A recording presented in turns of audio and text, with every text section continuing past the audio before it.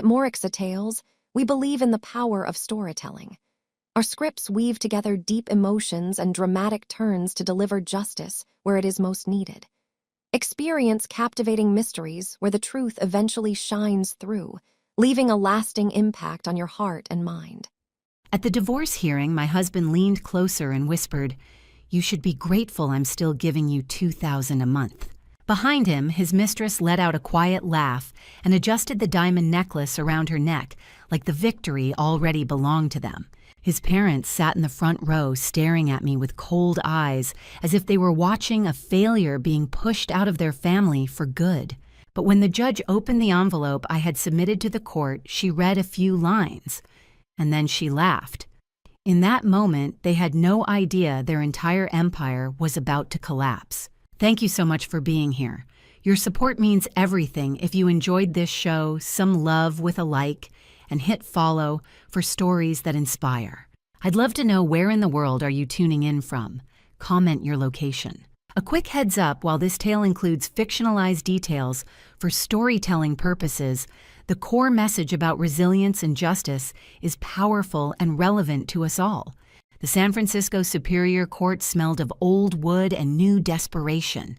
I sat in the defendant's chair, cheap dress clinging to my back, watching my husband radiate satisfaction from 3 feet away. Sebastian Whitmore looked like he'd stepped out of a cologne ad sharp jaw, ice blue eyes, hair so perfect it probably had its own stylist. At 38, he'd built a hotel empire and the ego to match. He leaned close enough that I could smell his Tom Ford cologne. "Enjoy your $2,000 a month, Claire," he whispered. His smile was the kind you'd give a child asking for the moon. "It's more than you're worth." I should have flinched. The old Claire would have the one who'd spent 9 years asking permission to breathe. But I'd stopped being that woman 3 months ago in a police station that smelled of burnt coffee and possibility. So I smiled back. His mother sat in the front row, spine straight as a ruler. Victoria Whitmore wore 62 years like armor. Her mess scarf knotted with surgical precision Chanel suit worth more than my car. She'd perfected the art of looking at me like I was something she'd stepped in at the country club. Today, her eyes swept over my plain black dress, and her lips curved into something that might have been a smile if smiles could draw blood. Beside her, Richard Whitmore checked his Patek Philippe for the 3rd time in 5 minutes. My father-in-law had mastered pretending I didn't exist. In 9 years, he'd spoken to me 4 times. 3 were variations of "pass the salt." And then there was Vivian. She sat front row in a crimson dress that cost someone's rent, hand drifting to the Harry Winston necklace at her throat. $65,000 of diamonds catching the fluorescent lights. Vivian Ashford, 34, blonde daughter of Preston Ashford, the real estate magnate, whose properties dotted the Bay Area like Monopoly pieces. My replacement. Poor thing had no idea what was coming. Sebastian's lawyer occupied half the courtroom. Lawrence Blackwood, San Francisco's most expensive divorce attorney, wore a suit that probably cost $5,000. He'd spent the morning painting me as a gold digger who'd contributed nothing and wanted half of everything. It was fiction. I almost applauded. My attorney looked like he'd dressed from a thrift store clearance rack.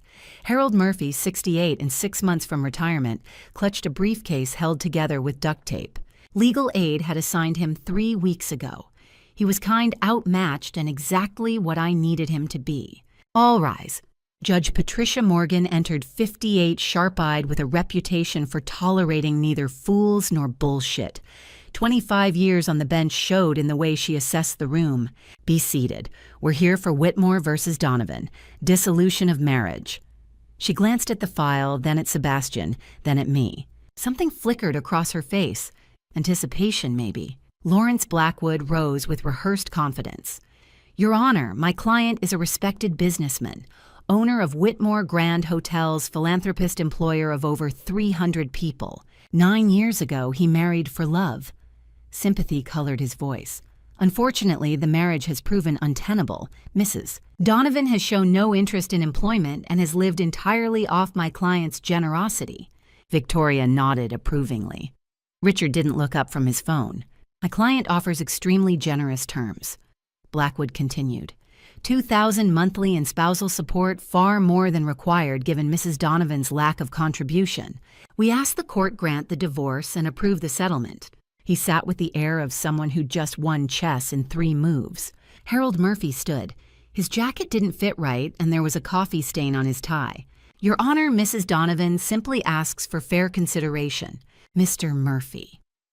The judge's voice was gentle but firm. I've read your brief, and Mr. Blackwood's. She reached for a manila envelope sitting separate from the other files.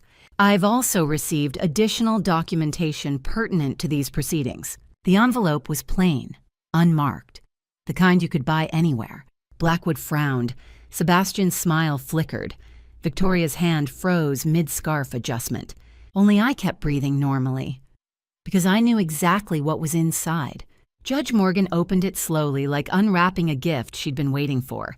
She pulled out the first page, read it. Her eyebrows rose. She read the second page, the third. The courtroom went silent. Even the court reporter paused. The judge removed her glasses, wiped them with a small cloth, put them back on. She read the 4th page, the 5th. Then she looked up and laughed.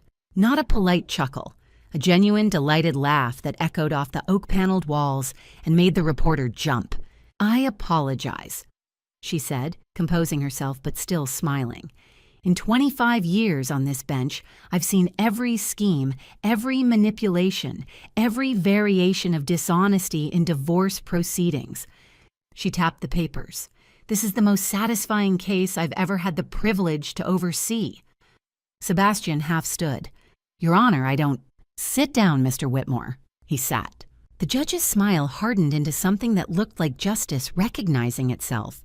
Before we proceed, she said, voice carrying to every corner, I need to inform you, Mr. Whitmore, that you have the right to remain silent. The air left the room, because what I'm about to read into the public record will be used against you. She paused, letting the words sink in. Not in this courtroom, in a criminal court. Sebastian's perfect composure cracked, just a hairline fracture in that handsome facade. But I saw it. Victoria's hand froze on her scarf. Richard looked up from his phone for the first time all morning. Vivian's fingers tightened on her necklace, the one bought with money that wasn't his to spend. Lawrence Blackwood was already reaching for his phone, probably calling the criminal defense attorney he kept on speed dial. And me, I sat perfectly still, hands folded on the table, and let myself smile. Just a small one. After 9 years of asking permission, I'd finally stopped asking. The judge began to read. But let me take you back. 9 years ago, I thought I'd won the lottery. I was 23, living in a studio apartment above my parents' bakery in the Richmond district, making just enough as a freelance graphic designer to pretend I was building a career. My portfolio was decent. My bank account was not. I ate day-old croissants for breakfast and called it French living. My parents, good people who'd immigrated from Ireland in the 80s and built their small bakery into something that paid the bills, if you didn't count luxuries like health insurance thought I was, wasting my art degree on computer pictures. But they let me use the apartment rent-free, which meant I could afford to turn down the soul-crushing corporate jobs and take the creative ones that paid in exposure and occasional actual money. That spring, I landed the kind of gig freelancers dream about, designing the marketing materials for the grand opening of a luxury hotel downtown. The Whitmore Grand. 5 stars, 300 rooms. The kind of place that had more marble in the lobby than most people's entire houses. The pay was good. The portfolio piece would be better. I spent 6 weeks designing invitations, brochures, menu cards, everything needed to announce that the Whitmore family had arrived in the San Francisco hospitality scene in a big way. The launch gala was black tie. I almost didn't go. My nicest dress came from a consignment shop in the Mission, and I was pretty sure the champagne would cost more than my monthly grocery budget. But the event coordinator insisted. You should see your work in action, she'd said. So I went. The ballroom looked like something out of a movie. Crystal chandeliers that probably cost more than my student loans. A string quartet playing something classical I couldn't name. Women in gowns that had their own zip codes. Men in tuxedos that fit like they'd been born in them. I stood by the catering table pretending to study the past hors d'oeuvre and wondered how quickly I could leave without seeming rude. The invitations were beautiful. I turned. The man standing beside me looked like he'd walked off a magazine cover.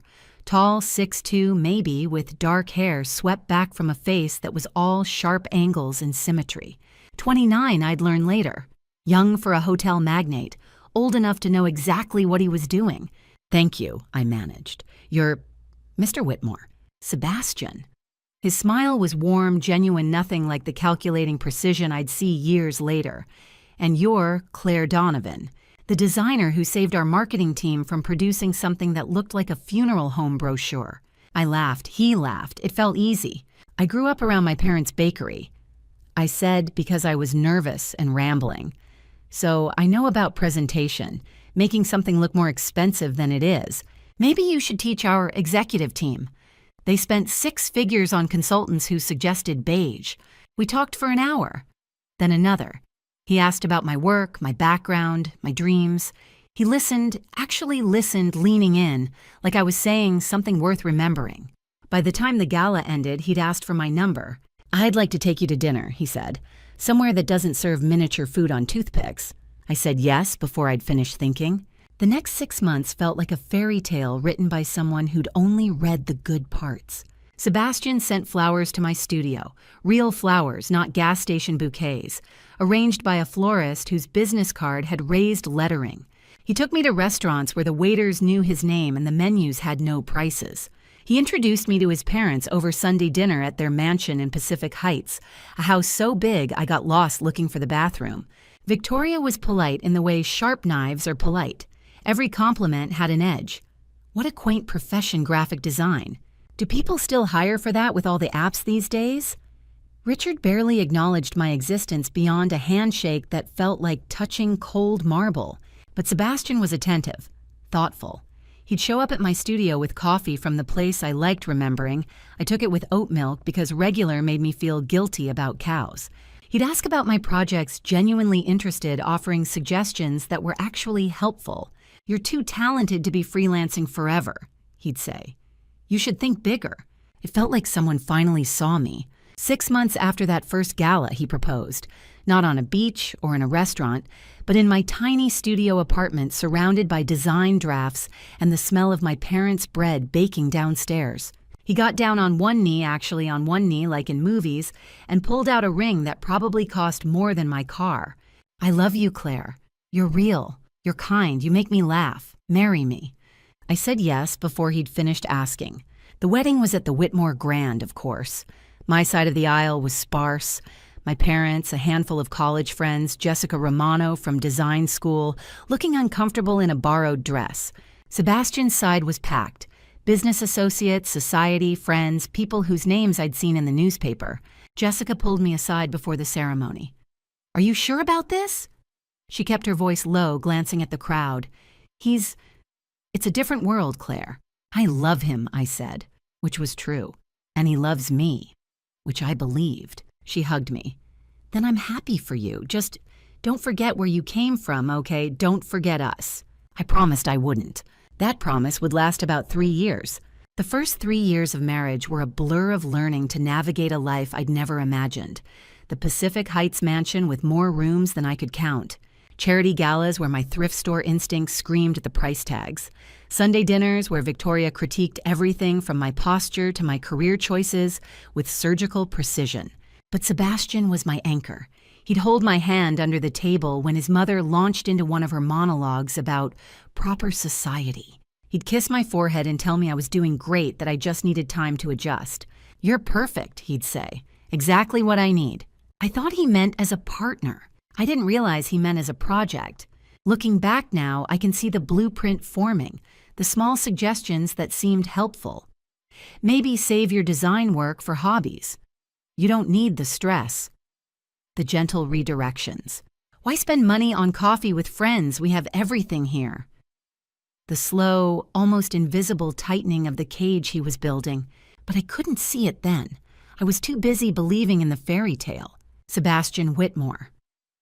I'd learned much later, never did anything without a blueprint. Every beam calculated, every support measured, every exit sealed. He hadn't married me for love. He'd married me because I was easy to control, and it would take 9 years, a blackmail empire, and a federal investigation before I'd finally see the blueprints. By year 3, the fairy tale had fine print I'd overlooked. The first 2 years in the Pacific Heights mansion passed in a haze of learning to belong somewhere I'd never imagined living. 8,000 square feet of marble floors and floor-to-ceiling windows overlooking the bay. Italian furniture shipped in custom crates. A garden that looked like it belonged in a magazine maintained by people whose names I never learned. I decorated the guest rooms, hosted dinner parties, learned which fork went where and how to make conversation with women who spent more on their haircuts than my parents made in a month. I told myself I was adapting, growing, becoming the woman Sebastian needed me to be. I should have wondered why I needed to become someone else. Year 3 started with what seemed like a caring conversation.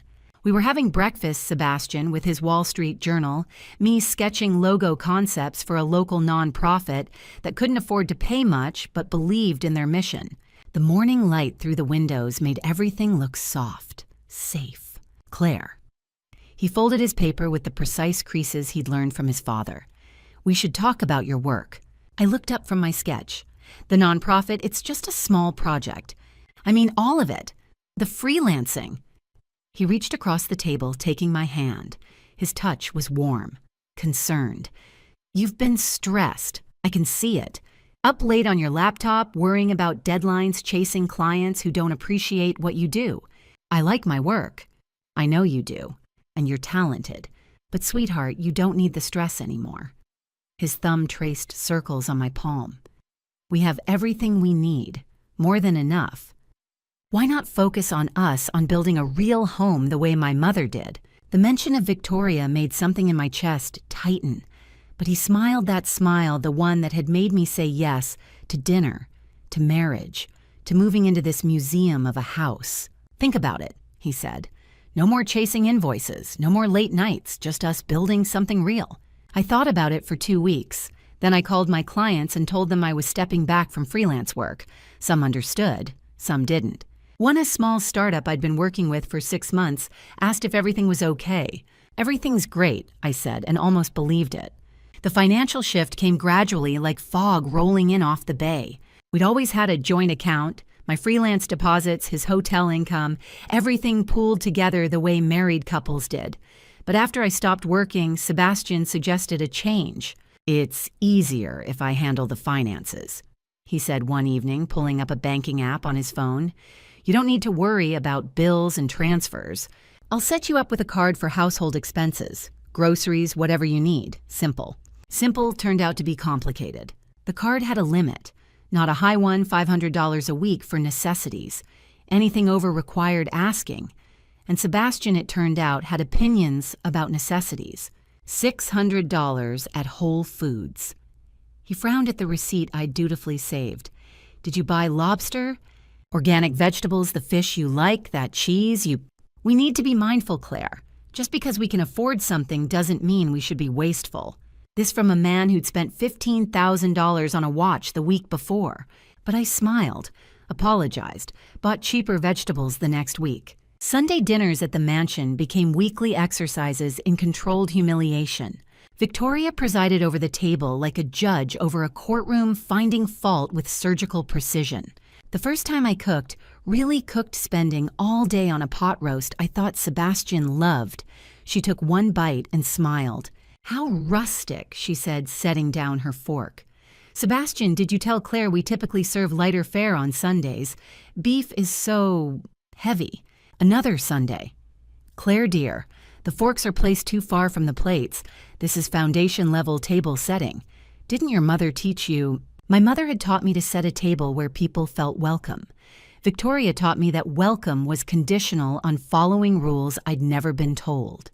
The hydrangeas are beautiful, I'd said once, trying to compliment the centerpiece. Hydrangeas at a dinner table. Victoria's laugh was light, musical, cruel. How charmingly provincial. In proper homes, we avoid funeral flowers for dining. I stopped bringing flowers after that. Stopped suggesting anything, actually. It was easier to sit silent while Victoria picked apart everything from my posture to my pronunciation of bruschetta. Richard's contribution to these dinners was silence. He'd sit at the head of the table, cutting his meat with the same precise movements he probably used to sign business contracts, and speak roughly 10 words the entire evening. None of them to me. In 3 years, my father-in-law had addressed me directly exactly 4 times. 3 were variations of "pass the salt." The 4th was at our wedding when he'd said, "Welcome to the family," with all the warmth of someone welcoming a cold. The social isolation crept in so gradually I didn't notice until I was already alone. "Coffee with Jess again," Sebastian would ask, seeing her name on my phone. "That's the 3rd time this month. She's my friend." Of course, I just wonder if I don't know, she seems to call a lot when things are going well for you. Success makes people weird sometimes. Jealous. Jessica's not jealous. "I'm sure you're right." He'd kiss my forehead. "I just don't want people taking advantage of your kindness. But hey, it's your call. You know your friends better than I do." Except after a few months of those conversations, I started letting her calls go to voicemail. It was easier than defending friendship that Sebastian made sound suspicious. Easier than explaining why I needed his approval to have coffee with someone I'd known since design school. One day, I realized I hadn't seen anyone outside the mansion except for Victoria's dinner inquisitions in 2 weeks. Then a month. Then I stopped counting. "Why spend money on coffee with friends?" Sebastian said once after I mentioned maybe meeting someone for lunch. "We have a $5,000 espresso machine. Everything you need is right here." Everything I needed, he said. He meant him. I told myself it was love. He was protecting me from stress from people who didn't understand our life, from the pressure of trying to maintain friendships with people who lived in different worlds now. I told myself Victoria was teaching me, not punishing me. I told myself Richard's silence was just his personality, not judgment. I told myself the cage Sebastian was building was actually a home, and I was the one handing him the keys. Year 4 brought the opportunity that should have changed everything. The call came on a Tuesday morning in April while I was arranging flowers in the foyer, one of the acceptable ways to spend my time according to Victoria's unspoken rules. A recruiter from a major San Francisco tech firm, the kind that had started in a garage and now occupied half of Soma. "Ms. Donovan, your portfolio came across my desk. We're impressed. We'd like to discuss a senior designer position. $95,000 a year, full benefits, creative team of 12. I almost dropped the phone. I was 27. I hadn't worked in a year. My portfolio lived on a website I'd stopped updating because what was the point? But apparently someone had seen it. Someone thought I was good enough. "When can you come in?" the recruiter asked. "This week," I said, then caught myself. "Let me check my schedule and call you back." I had no schedule, but I'd learned to pretend I needed to ask permission for my own time. That evening, I told Sebastian over dinner. Our private dinners, thankfully no Victoria to critique which direction I held my fork. A tech firm downtown offered me a senior designer position. I said, trying to keep the excitement out of my voice, but failing. $95,000 a year. He looked up from his steak, and for a moment, just a moment, something flickered across his face. Not happiness. Something else. But then he smiled, reached across the table, took my hand. "That's wonderful, sweetheart, really. Tell me more." So I did. The creative team, the benefits, the chance to work on products millions of people would use. I talked faster than I had in months, words tumbling over each other like I'd been holding them back too long. "We should discuss this properly," he said when I finished. "Over wine, this is big." We moved to the living room. He poured Cabernet from a bottle that probably cost more than the consultation fee. We sat on the leather sofa that still felt like sitting in a museum. "I'm proud of you," he started, and my heart lifted. "You're talented. You always have been." He paused, swirling his wine. "I guess I'm just wondering about the practical side." "What do you mean?" "Well, tech firms. They're demanding. Long hours. Weekend launches. You'd be stressed constantly." His voice was so reasonable, so caring. "And we've been talking about starting a family soon. A career like that, it's hard to balance. I could try, of course, and I support whatever you decide." He squeezed my hand. "I just want you to think about whether the stress is worth it." You've been so much happier this past year without the deadline pressure. I'd hate to see you burn out. I thought about it. For 3 days, I turned it over in my mind like a stone I couldn't put down. The money would be mine again. My work, my identity separate from Mrs. Sebastian Whitmore. On Friday, I called the recruiter back. I'd like to interview.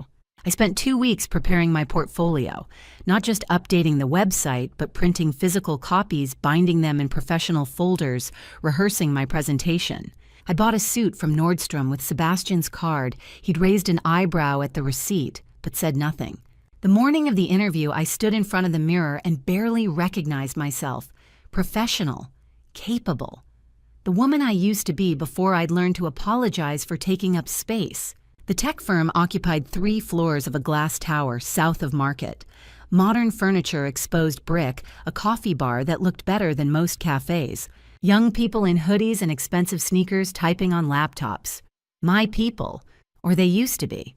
The VP met me in a conference room with floor-to-ceiling windows overlooking the bay. She was mid-40s, sharp suit, the kind of woman who probably made twice what her husband did and didn't apologize for it. Ms. Donovan, she shook my hand firmly, we're excited to see your work. I opened my portfolio, launched into the presentation I'd practiced 20 times. The campaign concepts, the branding systems, the user interface designs that had won small awards back when I'd been someone who won things. She flipped through the first few pages, nodding, then stopped, looked closer, flipped back to the previous page. Her expression changed. Ms. Donovan. Her voice had gone from warm to professional cold in the space of 3 seconds. I need to ask you something, and I need you to be honest. My stomach dropped. Of course. These designs, she tapped the page. They're remarkably similar. Actually, they're nearly identical to a submission we received last week from another designer. The room tilted slightly. That's impossible. These are mine. Original work, most of it from 2 years ago. The other designer presented these concepts on Tuesday, with full development documentation, process sketches, client approval records. I don't understand. My voice sounded small. These are my designs. I can show you the original files, timestamps, everything. Ms. Donovan. She closed the portfolio, slid it across the table. We take intellectual property very seriously. I don't know what happened here, if this is a miscommunication or something else, but we can't move forward. I'm sorry. Please, if you just look at the metadata, I think it's best if you leave. I gathered my portfolio with shaking hands, walked past the cool coffee bar and the people who belonged there, made it to my car before the humiliation hit fully, sat in the parking garage and stared at the concrete wall and wondered how my own work had been stolen before I'd even shown it to anyone. 2 weeks later, scrolling through design blogs because I hated myself enough to keep looking, I saw the announcement. San Francisco tech firm partners with innovative designer Vivienne Ashford on revolutionary branding campaign. The images showed my work, my concepts, my color palettes, everything I'd spent months creating 2 years ago now, credited to someone named Vivienne Ashford. A woman I'd never heard of had taken my portfolio and presented it first. Somehow had my files, my process, work, everything. And I was the one who looked like a plagiarist. I cried for 2 weeks. Real crying, the kind where you can't catch your breath and your face swells and you stop bothering to hide it. I'd been humiliated, professionally destroyed, blacklisted before I'd even started. Sebastian held me while I sobbed into his shoulder. I'm so sorry, sweetheart, he murmured, stroking my hair. This is awful. But maybe... He paused like he was considering something difficult. Maybe this is the universe telling you something. Telling me what I managed through tears. That you don't need that world. The corporate stress, the politics people stealing each other's work. He tilted my chin up, made me look at him. You have me. You have this beautiful home. Everything you need. Why fight in some cutthroat industry when you could be building something real here? But I loved my work. I know, and you're talented. But talent doesn't mean you have to suffer for it. He kissed my forehead. Let me take care of you. Isn't that what marriage is?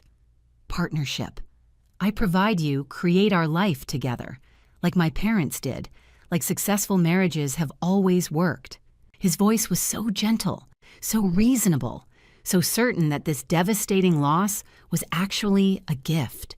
Besides, he added, pulling me closer, we'll have children soon. You'd have to quit anyway. This way you're not leaving something you fought hard to build. See, the universe is kind. I wanted to believe him. Needed to believe someone in my corner understood that this wasn't failure, it was fate. So I did believe him. I had no idea he'd paid $50,000 to destroy me. The next 5 years, I perfected the art of asking permission. After my career burned down, and I still thought of it as bad luck, not arson, I became completely dependent on Sebastian's income. Our joint account wasn't ours anymore. It was his with occasional access granted to me for approved expenses. The credit card he'd given me had a $500 weekly limit for household necessities.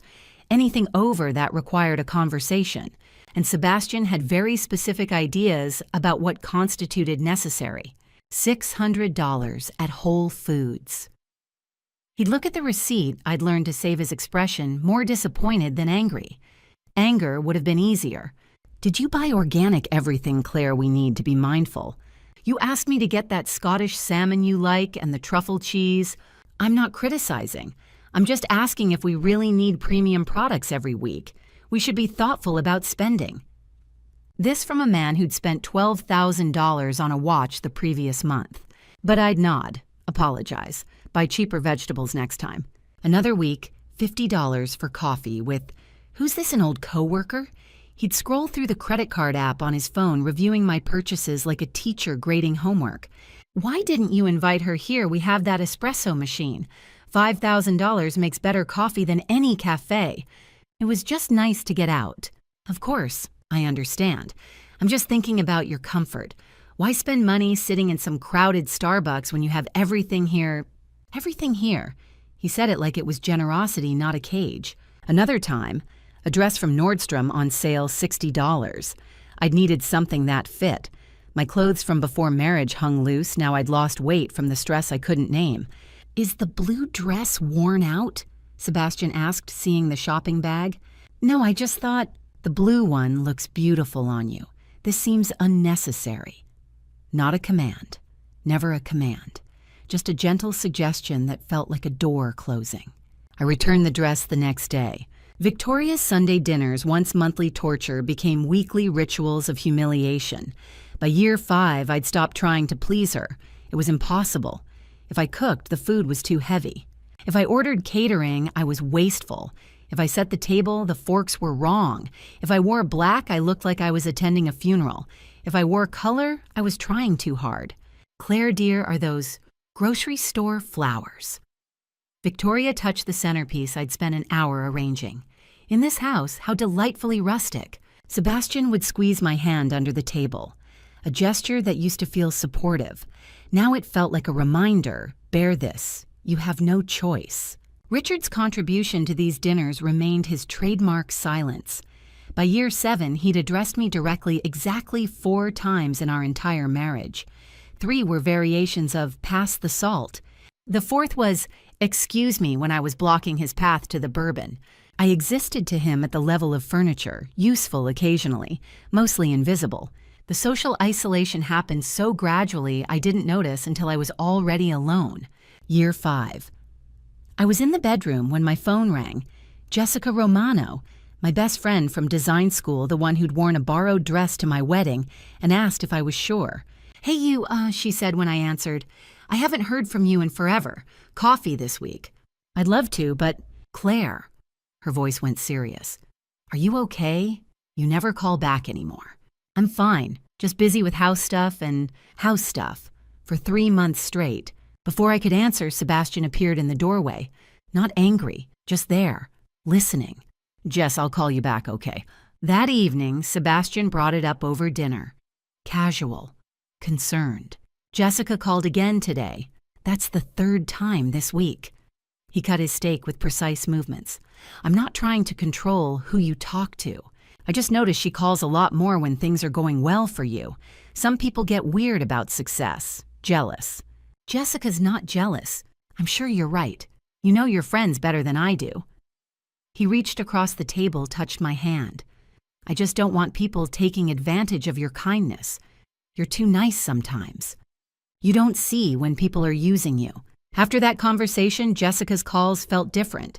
Was she checking on me or checking whether my marriage had money to spare? Sebastian never said block her, never said stop talking to her, just planted seeds that grew into thorny doubts. By year 6, I'd stopped answering her calls. It was easier than defending a friendship Sebastian made sound suspicious, easier than explaining why I needed his approval to have coffee with someone I'd known for 8 years. One day I realized I hadn't left the mansion except for Victoria's dinners and grocery shopping in 6 weeks, then 2 months. Then I stopped counting. My world had shrunk to exactly what Sebastian said I needed him: his family, his house, his rules. I stopped painting. It had been a hobby, watercolors in the sunroom on quiet mornings. But Sebastian needed the sunroom for a home gym. The paints got boxed up, stored in the basement. I kept meaning to set up somewhere else. I never did. I stopped reading books I chose. Sebastian would bring home bestsellers from the business section. "You'd enjoy this," he'd say. "It's about leadership. I thought we could discuss it." So I read books about corporate strategy and disruption and how to win at capitalism. I stopped reading novels. They felt frivolous. I stopped having opinions about where to eat, what movie to watch, how to spend weekends. "Whatever you want" became my most used phrase. It was easier than disagreeing. Easier than the patient explanation Sebastian would give about why my preference was actually not what I really wanted. By year 8, I looked in the mirror and saw someone I barely recognized. Not because I'd changed physically, though I had thinner, older somehow, but because the woman looking back had no edges, no preferences, no self that wasn't shaped by what Sebastian needed her to be.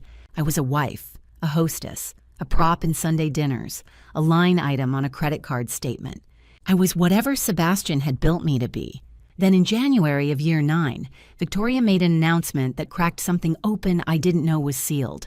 We were at Sunday dinner. Victoria set down her wine glass with the delicate precision she used for delivering pronouncements. "We've found a wonderful designer," she said, looking at me with that smile that wasn't quite approval but wasn't quite cruelty either. "Vivian Ashford. She's going to refresh the guest rooms. Your decorating is sweet Claire, but the house needs a more sophisticated touch. Vivian Ashford." The name meant nothing to me. Should it have? Something flickered at the edge of memory, a design announcement years ago, but it was gone before I could catch it. "She's wonderful," Victoria continued.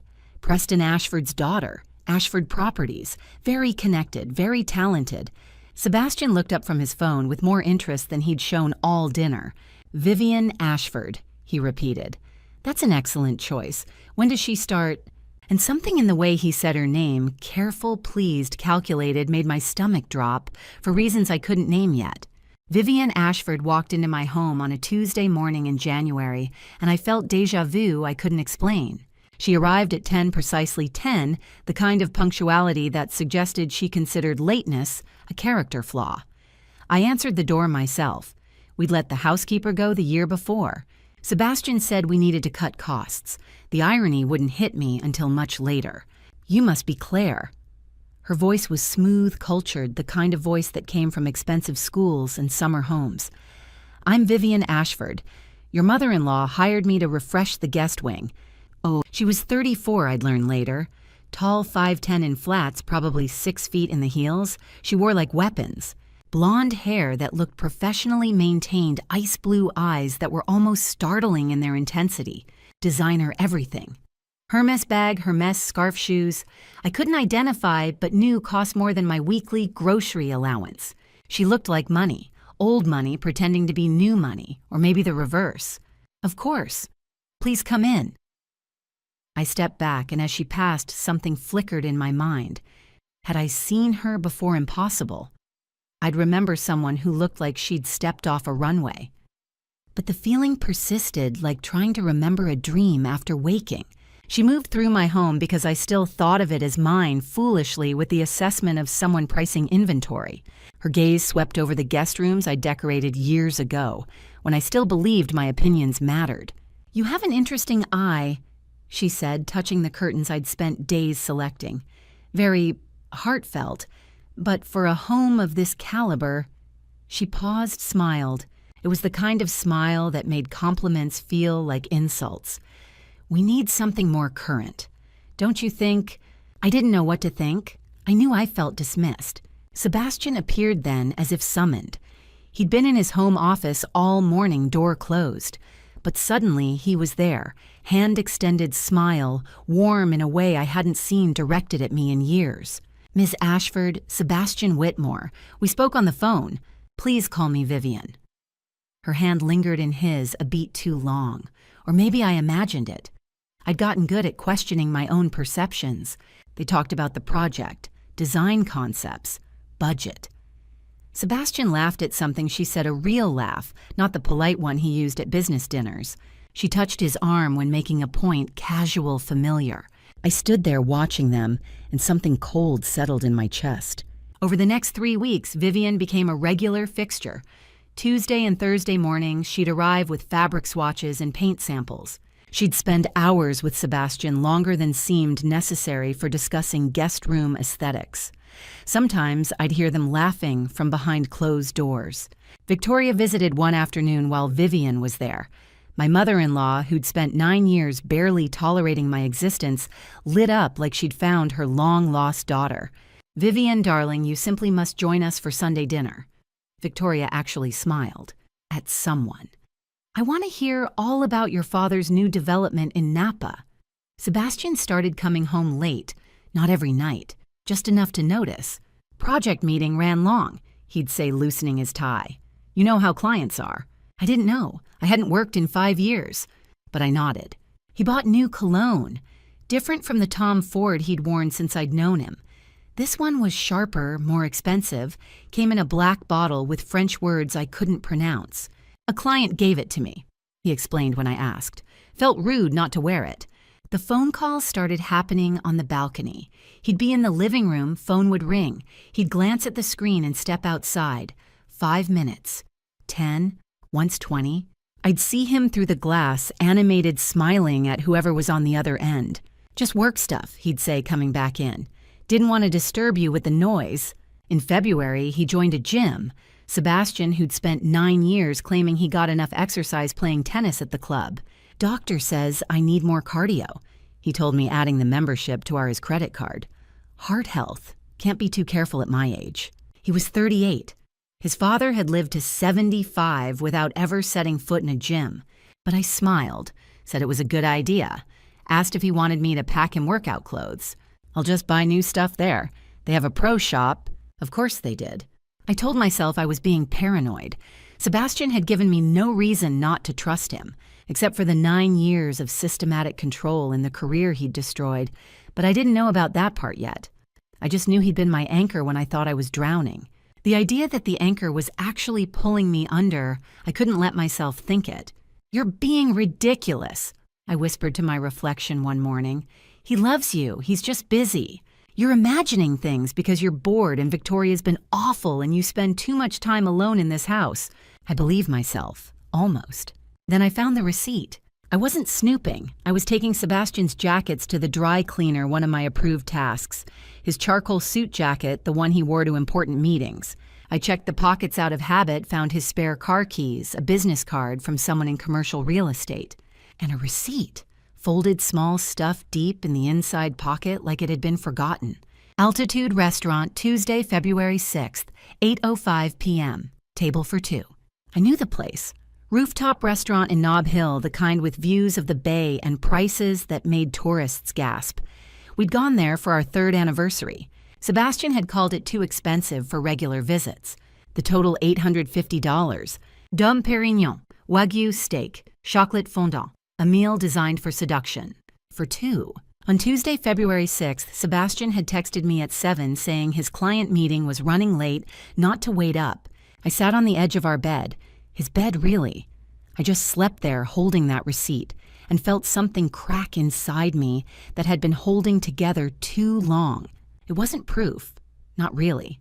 Maybe it was a business dinner. Maybe the client was a woman and they needed to discuss something. Maybe I was being paranoid like I told myself I was. But $850 on a Tuesday night when he'd told me he was working late. And I knew not suspected knew that my husband was lying to me. I just didn't know yet how much. The next morning, instead of confronting him, I did something I'd never done before. I followed him. I'd rented a silver Honda Civic the night before, anonymous forgettable. At 10:30 Wednesday morning, I parked half a block from Sovereign Tower on California Street, engine running, hands gripping the wheel until my knuckles turned white. The financial district hummed around me, suits clutching lattes, tourists photographing the Transamerica Pyramid cable cars clanging past. I felt like a ghost among the living. Sebastian emerged at 11:30 sharp. He wasn't alone. Vivian Ashford walked beside him, her blonde hair catching the April sun like spun gold. She wore a cream Chanel suit I recognized from the living room redesign meetings. Sebastian's hand rested on the small of her back, possessive, familiar. She laughed at something he said, tilting her head in a way that made my stomach clench. They didn't look around. Why would they? Sebastian Whitmore owned this city. He had no reason to expect his wife, his obedient, defeated wife, would dare follow him. I pulled into traffic 3 cars behind Sebastian's black Porsche Cayenne. They drove to altitude. Of course they did. The same rooftop restaurant where we'd celebrated our 5th anniversary, where Sebastian had ordered the $200 Napa Cabernet and told me I was the best decision he'd ever made. The $850 receipt in my pocket suddenly felt like a confession written in his own hand. I parked across the street and watched them disappear into the building's glass elevator. For 2 hours, I sat in that car. I told myself I'd leave, that I'd seen enough, but I couldn't move. Through the restaurant's floor-to-ceiling windows, 21 stories up, I could just make out their silhouettes, 2 figures leaning across a table, heads close, hands occasionally touching.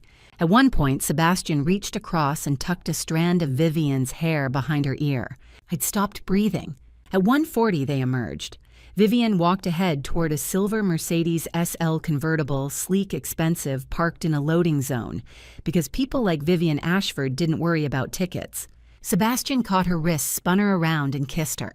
Not a peck, a real kiss, the kind that made a 67-year-old doorman look away.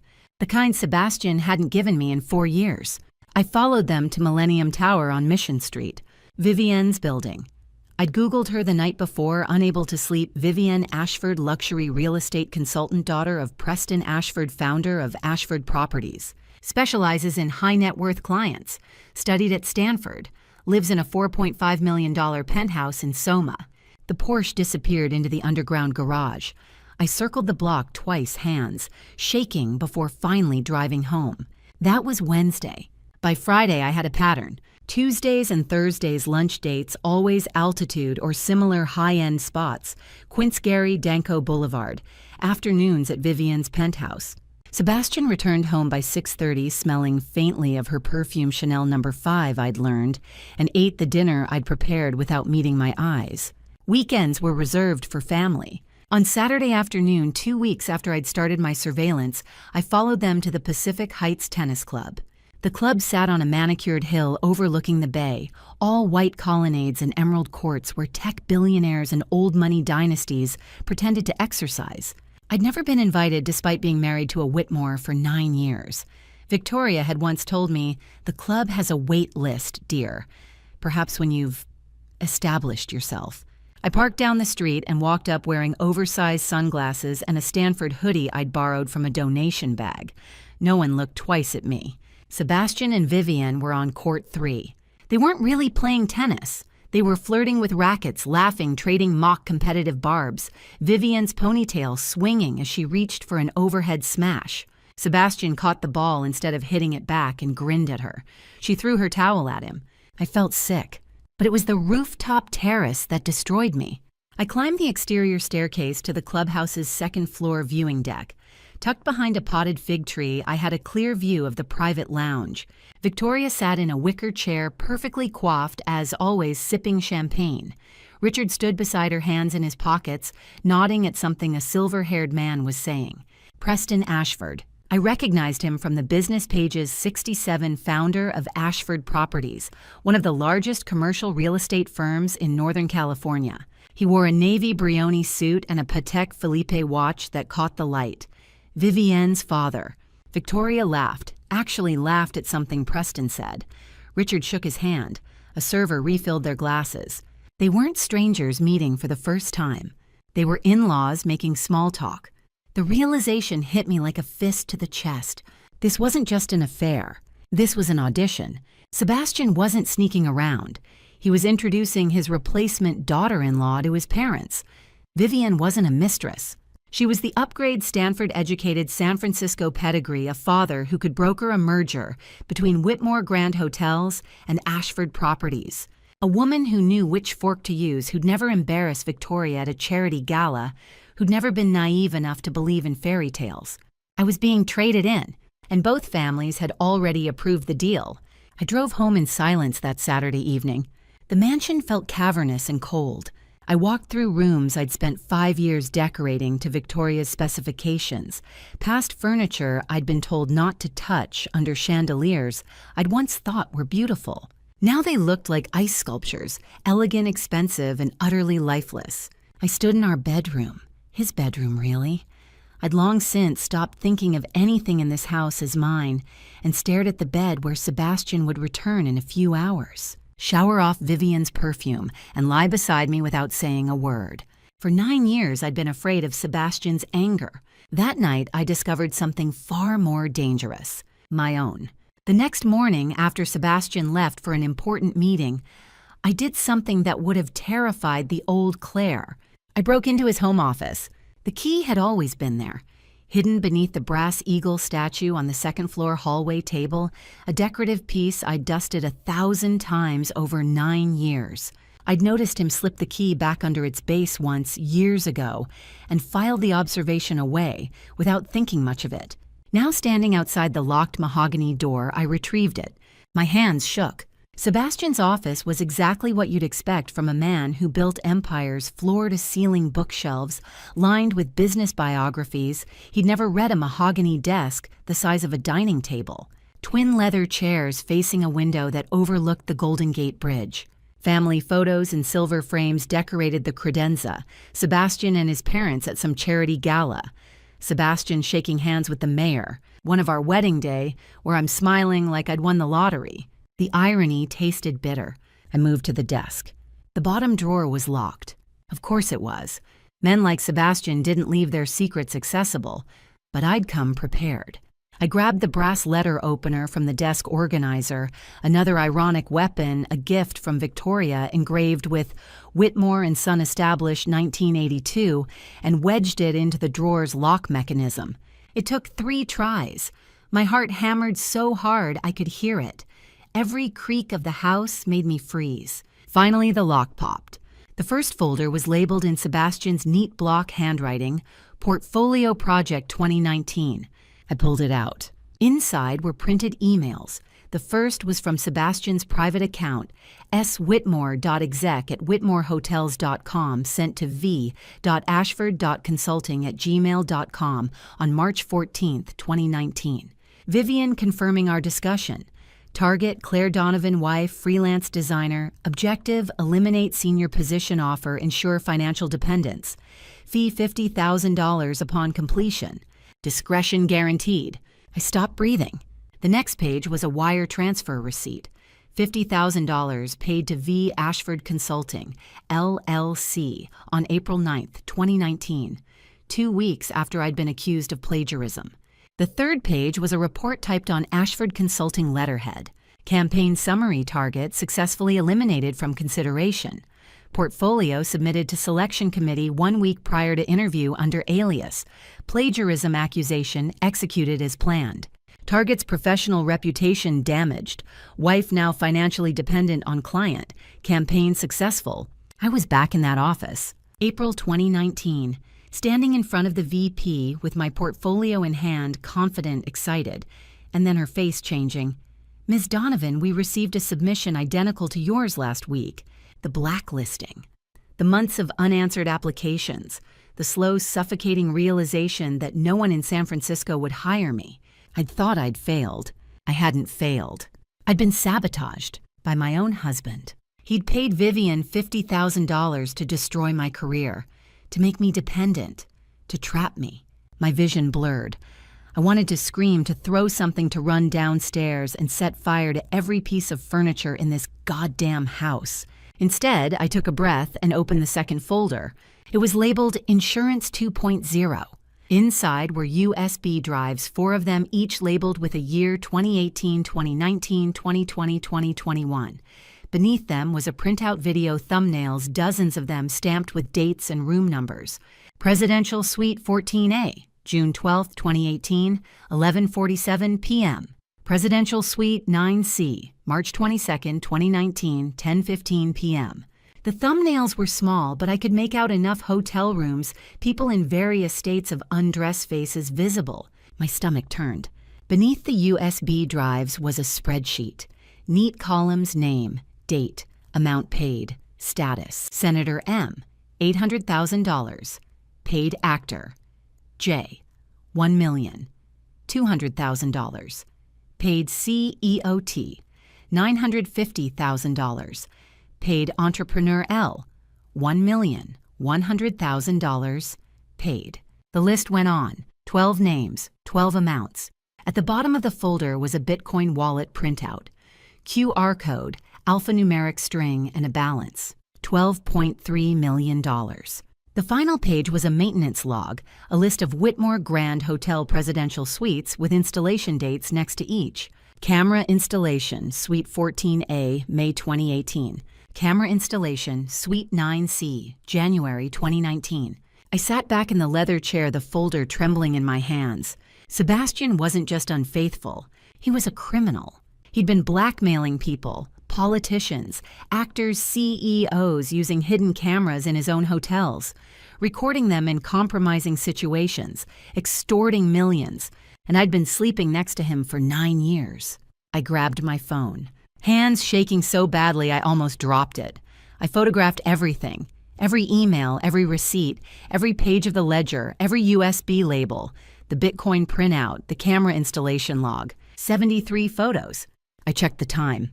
11:20 a.m. Sebastian's meeting wouldn't end until 1 o'clock.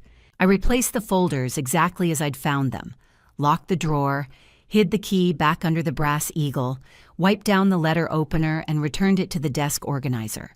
When I left the office, the door clicked shut behind me and I forced myself to breathe. That evening, I made spaghetti carbonara. Sebastian came home at 6:30, kissed my cheek absently, and asked how my day was. I smiled and said, "Quiet." I reorganized the linen closet. He nodded, already scrolling through his phone. We ate dinner. I asked about his meeting. He said it went well. I poured him wine. I played the perfect wife. That night, lying beside my sleeping husband, I made a decision. I couldn't confront him. He had money, lawyers, power, a family empire behind him.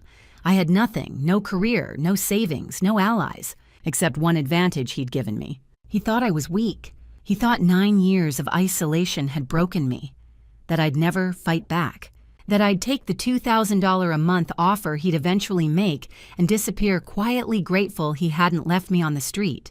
He was wrong. I slipped out of bed, walked to the bathroom, and closed the door.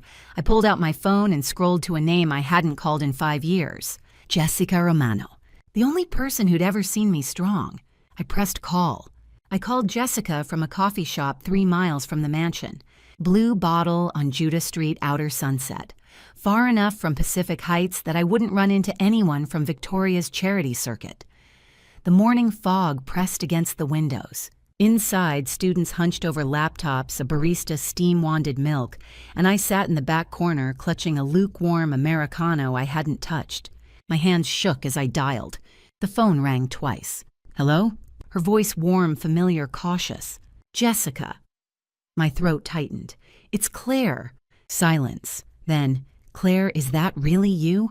Yeah, I exhaled. It's really me. Jesus Christ. I heard her moving a door closing. Are you okay? Where are you?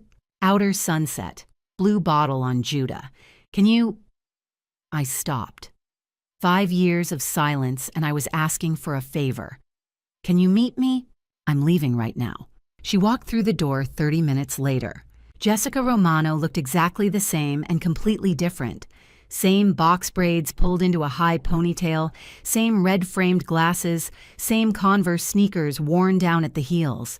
But she moved with a confidence I didn't remember, shoulders back, head high, the ease of someone who'd built a life she was proud of. I stood. She crossed the coffee shop in 6 strides and pulled me into a hug so tight I couldn't breathe. I broke. 5 years of holding everything in, of smiling through dinners and Sunday humiliations and loneliness so deep I'd forgotten what my own voice sounded like. It all came out in ugly, gasping sobs against her shoulder. Jessica didn't let go. She just held me one hand on the back of my head, whispering, "I've got you, I've got you." When I finally pulled away, mascara streaking my face, she handed me a napkin and sat down across from me. "You look like hell," she said gently. I laughed a broken, desperate sound. "I know." Jessica leaned forward, elbows on the table. "I never left Claire. I was just waiting for you to come back. He made you cut me off, didn't he?" I nodded. "Year 5. My voice was hoarse. "He said you were jealous, that you were trying to sabotage our marriage because you couldn't stand seeing me happy. He showed me texts, messages I knew you'd never written, but I believed him anyway, because I was so tired of fighting." Jessica's jaw tightened. "That manipulative son of a bitch." "I blocked your number." Shame burned in my chest. I told myself it was for the best, that maybe you were jealous, that I needed to protect my marriage. "Claire." Jessica reached across the table and gripped my hand. "You were being abused. Isolation is textbook control. I knew it then and I know it now. I just didn't know how to reach you." I pulled out my phone. "There's more." I showed her the photos. 73 images displayed one by one on my cracked iPhone screen. Jessica's expression shifted from confusion to shock to cold, murderous rage. The email from Sebastian to Vivienne. Target Claire Donovan. Objective eliminate senior position offer. The $50,000 wire transfer. Vivienne's report campaign successful. The blackmail ledger Senator M. $800,000. Actor J. $1,200,000. The Bitcoin wallet $12.3 million. Jessica sat back, hands trembling. "That son of a bitch." Her voice was low, dangerous. "He didn't just destroy you, he planned it. He paid someone to sabotage your career 5 years ago so you'd be financially dependent. And then he built a fucking criminal empire." "I know." "Claire." She looked at me, eyes fierce. "This isn't just divorce court, this is federal prison." "I know." I closed my phone. "But I don't know what to do. He has money lawyers' connections. If I go to the police alone, he'll bury me." Jessica pulled out her own phone. "You're not alone anymore." She made a call. "Maya, it's Jess. I need you now." A pause. "Blue Bottle, Outer Sunset. I'll explain when you get here. Trust me, it's big." "Who's Maya?" I asked when she hung up. "Maya Sullivan, forensic accountant. We worked together on a startup audit back in 2018. She follows money trails for a living fraud, embezzlement, offshore accounts. If anyone can make sense of Sebastian's financials, it's her." Jessica squeezed my hand. "And she's ruthless. You'll like her." Maya Sullivan arrived 20 minutes later. She was in her early 30s, hair pulled into a severe bun, wearing a navy pantsuit and carrying a leather messenger bag that looked expensive. Her sharp, dark eyes scanned the coffee shop with the precision of someone trained to spot inconsistencies, a forensic accountant's gaze that missed nothing. Jessica waved her over. "Maya, this is Claire Donovan. Claire Maya Sullivan, best forensic accountant in San Francisco, and the only person I trust with numbers." Maya shook my hand, firm, professional. Jessica said it was urgent. "It is." I unlocked my phone again. "I need you to look at something." Maya examined the photos in silence. Her expression didn't change, no shock, no rage, just intense focus. She zoomed in on the Bitcoin wallet, printout scrolled through the ledger, studied the email chain. After 5 minutes, she looked up. "Where did you get these?" "My husband's home office. Bottom drawer locked." "Does he know you have copies?" "No." Maya nodded slowly. "Good, because if he did, you'd be in danger." She set my phone down. "This is federal-level crime. RICO Racketeer Influenced and Corrupt Organizations Act. Money laundering. Extortion. We're talking 15 to 20 years in a federal penitentiary minimum." My heart pounded. "You're sure?" "I've worked financial fraud cases for 8 years. This is one of the clearest I've seen." She tapped the ledger photo. 12 victims, $12. $3 million in traceable extortion payments, video evidence of the blackmail material installation logs proving premeditation. Any decent prosecutor would salivate over this. Jessica leaned forward. So what does she do? She needs police, specifically SFPD Financial Crimes Unit. Maya pulled a business card from her bag and wrote a name on the back. I know someone. Detective James Rivera. 20 years with SFPD, specializes in white-collar crime, embezzlement, fraud, organized financial schemes. He's handled cases against tech, CEOs, real estate moguls, even a city councilman. He's honest, thorough, and he doesn't scare easily. She handed me the card. Tell him I sent you. He'll listen.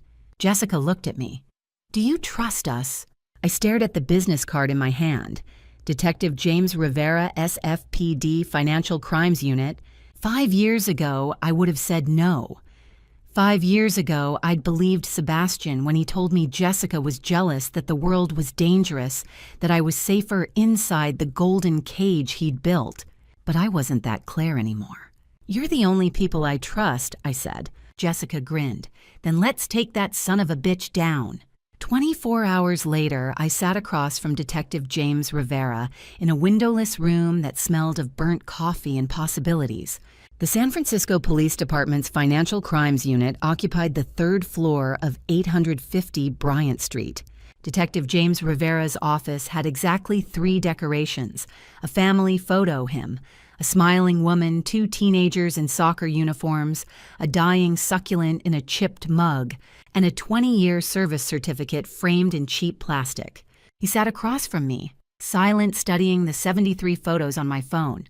90 minutes passed. I watched the clock on the wall tick forward, watched my coffee grow cold, watched Rivera's weathered face for any reaction. He had salt and pepper hair, kind brown eyes, and the stillness of someone who'd seen enough human cruelty to be surprised by very little. Finally, he looked up. Mrs. Whitmore, this is a career-making case. I exhaled. Your husband isn't just laundering money, he's running an extortion ring. Rivera pulled out a legal pad and started writing. These victims... He tapped my phone screen, the ledger photo. Senator M. Actor J. CEOT. These are people with everything to lose. Reputations, families, careers. Your husband targeted them deliberately. How long, my voice cracked, how long could he go to prison? Federal RICO charges extortion money laundering, wire fraud. Rivera leaned back. 15 to 20 years, minimum. If we can prove organized criminal enterprise, which this clearly is, maybe longer. He picked up his desk phone. I'm bringing in the DA's office. Assistant District Attorney Catherine Walsh arrived 30 minutes later. Catherine Walsh strode in with the confidence of someone who'd built a career on impossible wins. Blonde hair twisted into a French knot, steel blue eyes that assessed me in 3 seconds flat leather portfolio under one arm. Rivera made introductions. Walsh shook my hand, firm assessing, and sat down. Mrs. Whitmore, I've reviewed the evidence Detective Rivera sent me. Frankly, it's some of the cleanest documentation I've seen in a financial crime case. She opened her portfolio, which is why I'm here to offer you a deal. What kind of deal? Full immunity and protection, an informant agreement. Walsh pulled out a document, slid it across the desk. You help us build an airtight case against your husband, and in exchange, you're protected from any legal consequences. You keep all assets obtained from legitimate sources, and you're eligible for an IRS whistleblower reward. I stared at the document. I don't understand. Let me break it down. Walsh ticked off her fingers. 1 full immunity. Even if you unknowingly participated in any of Sebastian's financial crimes, signing documents, attending meetings, you won't be charged. 2, asset protection. California is a community property state, but we can argue that anything earned before his criminal enterprise began roughly 40% of your marital assets is yours to keep. 3, IRS whistleblower reward. The Internal Revenue Service pays 15 to 30% of recovered funds to tipsters who provide actionable information. Given the scale of your husband's operation, we're talking upwards of $1 million. My head spun. And if Sebastian tries to hurt me, witness protection if necessary. New identity relocation, the works. Walsh's expression softened slightly. Mrs. Whitmore, I've prosecuted financial criminals for 15 years. Your husband is dangerous, but he's also arrogant. Men like him believe they're untouchable. That arrogance makes them sloppy. What do you need from me? Evidence. A lot more of it. Rivera leaned forward. What you've given us is a strong start emails, ledgers, Bitcoin records, but we need proof of ongoing criminal activity. Audio recordings of Sebastian discussing the blackmail, video of him meeting with victims or associates, documents showing current transactions. For how long? 3 months minimum, Walsh said. We need to establish a pattern show this isn't a one-time thing but a systematic operation. Which means you'll need to go back into that house act like nothing has changed and gather evidence while living under the same roof as a man who could destroy you if he found out. The room felt very small. I'll do it. Rivera stood and walked to a filing cabinet. He pulled out a cardboard box and set it on the desk.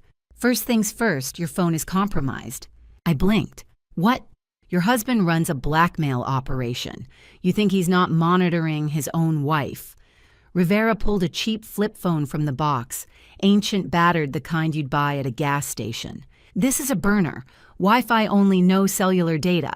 You use it only at safe locations, libraries, coffee shops at least 3 miles from your house, your friend Jessica's place, never at home.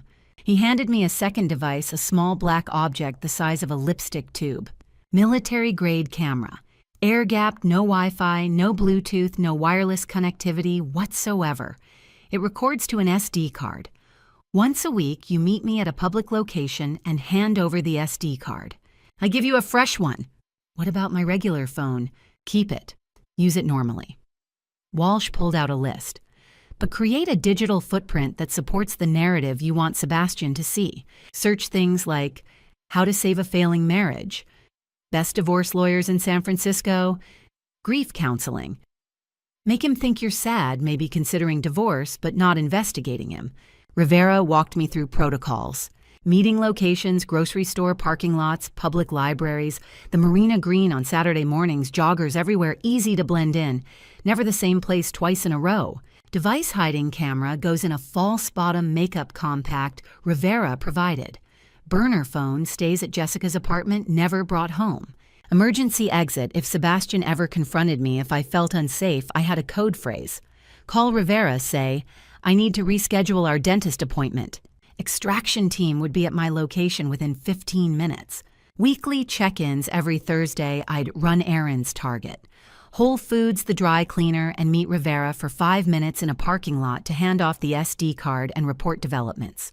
I memorized it all. At 1:30, Walsh placed the informant agreement in front of me. My hand shook as I signed my name. Claire Elizabeth Donovan Whitmore. The pen felt like it weighed 100 pounds. Walsh countersigned, then Rivera. It was official. Welcome to the team, Rivera said quietly. I walked out of 850 Bryant Street at 4 o'clock. The afternoon sun hit my face, warm, blinding. In my purse, 2 phones, 1 hidden camera, a list of protocols memorized, and a new identity. By day, I'd be the obedient wife. The woman who set the table, ironed Sebastian's shirt, smiled at Victoria's criticisms, asked no questions. By night, I'd be a federal informant, recording conversations, photographing documents, building the case that would destroy the man I'd once loved. The performance of my life had begun, and this time I was writing the script. June came with fog and deception. I became 2 people. The day Claire woke at 6:30, brewed Sebastian's coffee to exactly 185 degrees, served breakfast at 7:15, soft scrambled eggs, sourdough toast. Berries arranged in a gradient from dark to light, because Victoria had once said, "Presentation matters, dear." I set his coffee mug at precisely the 4 o'clock angle on the table. I smiled when he kissed my cheek, absently, phone already in hand. I ironed his shirts with hospital corners. I attended Sunday dinners and complimented Victoria's new Hermes scarf and pretended not to notice when Richard looked through me like I was glass. I was perfect. The night Claire waited until Sebastian's breathing deepened into sleep. Then I slipped out of bed, bare feet, silent on the hardwood, and broke into his office. Again and again and again. I recorded everything. Sebastian's phone calls conducted from his office at 11 p.m. when he thought I was asleep. We'll move it through the Caymans. The accounts are clean, the trail's been scrubbed. No one's looking. Click. File saved. Uploaded to the SD card hidden in my false bottom makeup compact. I photographed documents he left on his desk, new victim files, names I didn't recognize, amounts that made my hands shake. Bitcoin transaction logs showing transfers of $400,000, $650,000 $1, $1 million. Hotel maintenance requests for suite camera updates. 600 photos by the end of the month. I recorded him on the phone with Vivian laughing, saying, "2 more weeks, baby, then we'll make it official." Recorded him with his lawyer, Lawrence Blackwood, discussing the divorce timeline. Recorded him telling his father, "She'll be gone by August. The paperwork's already drafted." 150 audio files by June 30th. I had close calls. One night, I was in Sebastian's office, SD card in hand, transferring 8 video files from the hidden camera I'd placed behind a law book on his shelf. The upload bar crept forward 62%, 71%, 85%. Sebastian stirred in the bedroom. I froze. The floorboards creaked. Footsteps. I yanked the SD card out, upload incomplete, shoved it into my bra, and grabbed an empty water glass from his desk. I was halfway down the hall when Sebastian appeared in the bedroom doorway, squinting. "Claire, just getting water." I held up the glass, praying he couldn't hear my heart trying to break through my ribs. "Go back to sleep." He grunted and shuffled back to bed. I stood in the dark hallway for 5 full minutes, shaking before I could move. Sebastian grew more arrogant as June wore on. He stopped pretending to lower his voice during phone calls. One Thursday afternoon, I was in the kitchen chopping vegetables for dinner when I heard him in the living room speakerphone on talking to Lawrence Blackwood. "The alimony offer is $2,000 a month, non-negotiable." Blackwood's voice crackled through, "And if she contests—" "She won't. She has no money, no career, no leverage. She'll take it." I kept chopping. Carrot, celery, onion. The burner phone in my pocket recorded every word. The nausea started in the 3rd week of June. I woke up one morning and the smell of Sebastian's coffee I'd brewed 1,000 times made my stomach lurch. I barely made it to the bathroom. Stress, I told myself. I was living a double life, gathering evidence against a dangerous man sleeping 3 hours a night. Of course I was nauseous, but the nausea didn't stop. By the 4th week, I realized I'd missed my period. I drove 10 miles to a pharmacy in the Richmond district, far enough that no one from Pacific Heights would see me. I bought the pregnancy test with cash hands shaking and drove to a Starbucks bathroom to take it. 2 pink lines appeared in 30 seconds. I sat on the closed toilet lid test in hand, staring at those 2 lines. Oh God. I told Maya the following Thursday. We met at the main branch of the San Francisco Public Library, our usual spot for SD card handoffs. I slipped her the memory card in the biography section, pretending to browse, and whispered, "I'm pregnant." Maya's eyes widened. She pulled me behind a shelf. "Does Sebastian know?" "No." I shook my head. "No one knows, just you." "How far along?" 5 weeks, maybe 6. Maya gripped my arm. "Claire, if he finds out—" "He won't." I met her eyes. "Not until after the trial. I'll wear loose clothes. I'll be careful." "But Maya—" My voice broke. "I can't tell him. If he knows I'm pregnant, he'll use it. He'll fight for custody, drag this out for years, trap me all over again." Maya nodded slowly. "Then we make sure he doesn't find out." That night, alone in the bathroom, I locked the door and sat on the edge of the tub. I placed my hand on my stomach. There was nothing to feel, yet no bump, no movement, but I knew. Somewhere inside me, a life was forming. A child who hadn't asked to be born into this mess. I whispered so quietly I could barely hear myself. "I don't know if I can do this." My voice wavered. "I don't know if I'm strong enough, but I promise you." Tears slid down my face. "You'll never feel trapped like I did. You'll never wake up and realize someone else has been writing your story. You'll be free. We'll both be free." I pressed my palm flat against my belly. "I'm going to get us out of here, I promise." As July began, Sebastian filed for divorce. His lawyer, Lawrence Blackwood, sent the papers to Harold Murphy, the legal aid attorney assigned to represent me, a 68-year-old public defender 2 months from retirement, who looked at my case for 5 minutes and told me, "Mrs. Whitmore, I'd advise you to take the settlement offer." $2,000 a month is reasonable. I nodded, played the defeated wife, and said I'd think about it. The trap was closing. Sebastian thought he was in control, thought he'd orchestrated everything, the affair, the isolation, the financial dependence, the divorce on his terms. He had no idea I'd set my own trap, and in 8 weeks it would snap shut. July brought heat waves and escalating paranoia. I was 3 months pregnant and hadn't told my husband. I was also recording every crime he committed. By mid-month, the evidence had grown 300 audio files, 1,100 photos, 15 video clips. Detective Rivera met me every Thursday in a different parking lot. Target 1 week, Safeway the next, and I'd hand him an SD card heavy with Sebastian's arrogance. Because Sebastian was getting sloppy. He stopped hiding Vivian. One Tuesday afternoon, I came home from a fake dentist appointment. Actually a meeting with Rivera at the public library, and found them together in the living room. Vivienne sat on my sofa, bare feet tucked under her, wearing one of Sebastian's dress shirts like they were playing house. Sebastian poured her wine. She laughed at something he said, head tilted back, blonde hair catching the light. I stood in the doorway, grocery bags in hand. Sebastian glanced at me. No guilt, no shame, just mild annoyance like I'd interrupted a business meeting. Claire, you're back early. Traffic was light. I kept my voice neutral, obedient. I'll start dinner. I walked to the kitchen, set the bags down, and pulled the burner phone from my purse. I'd hidden a backup camera behind the living room bookshelf 2 weeks earlier, angled toward the sofa. I pressed record. That night, after Vivian left and Sebastian went to bed, I retrieved the footage. 8 minutes of them on the couch. Sebastian's hand on her thigh, her fingers in his hair. And then the conversation I'd been waiting for. How much longer? Vivian's voice soft but impatient. 2 months, maybe less.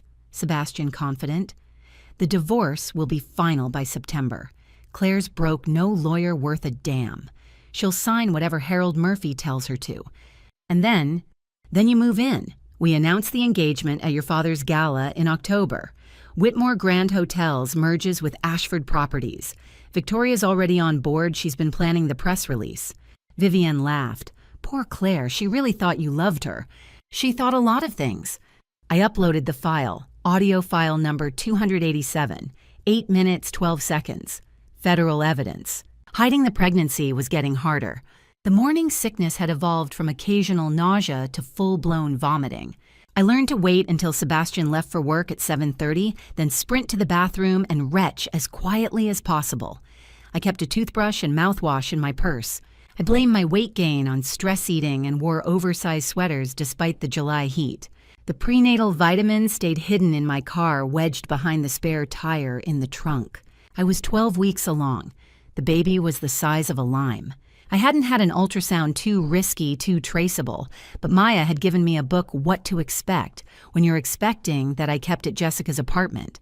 Every night I read a chapter and wondered if I was strong enough to pull this off.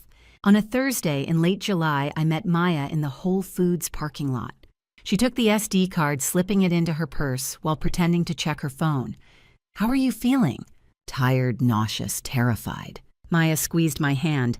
6 more weeks, you can do this. After she drove away, I sat alone in my car, hands resting on my belly. The bump was barely visible, just a slight curve under the loose fabric of my dress. I whispered so softly I could barely hear myself. Your father is planning to discard us.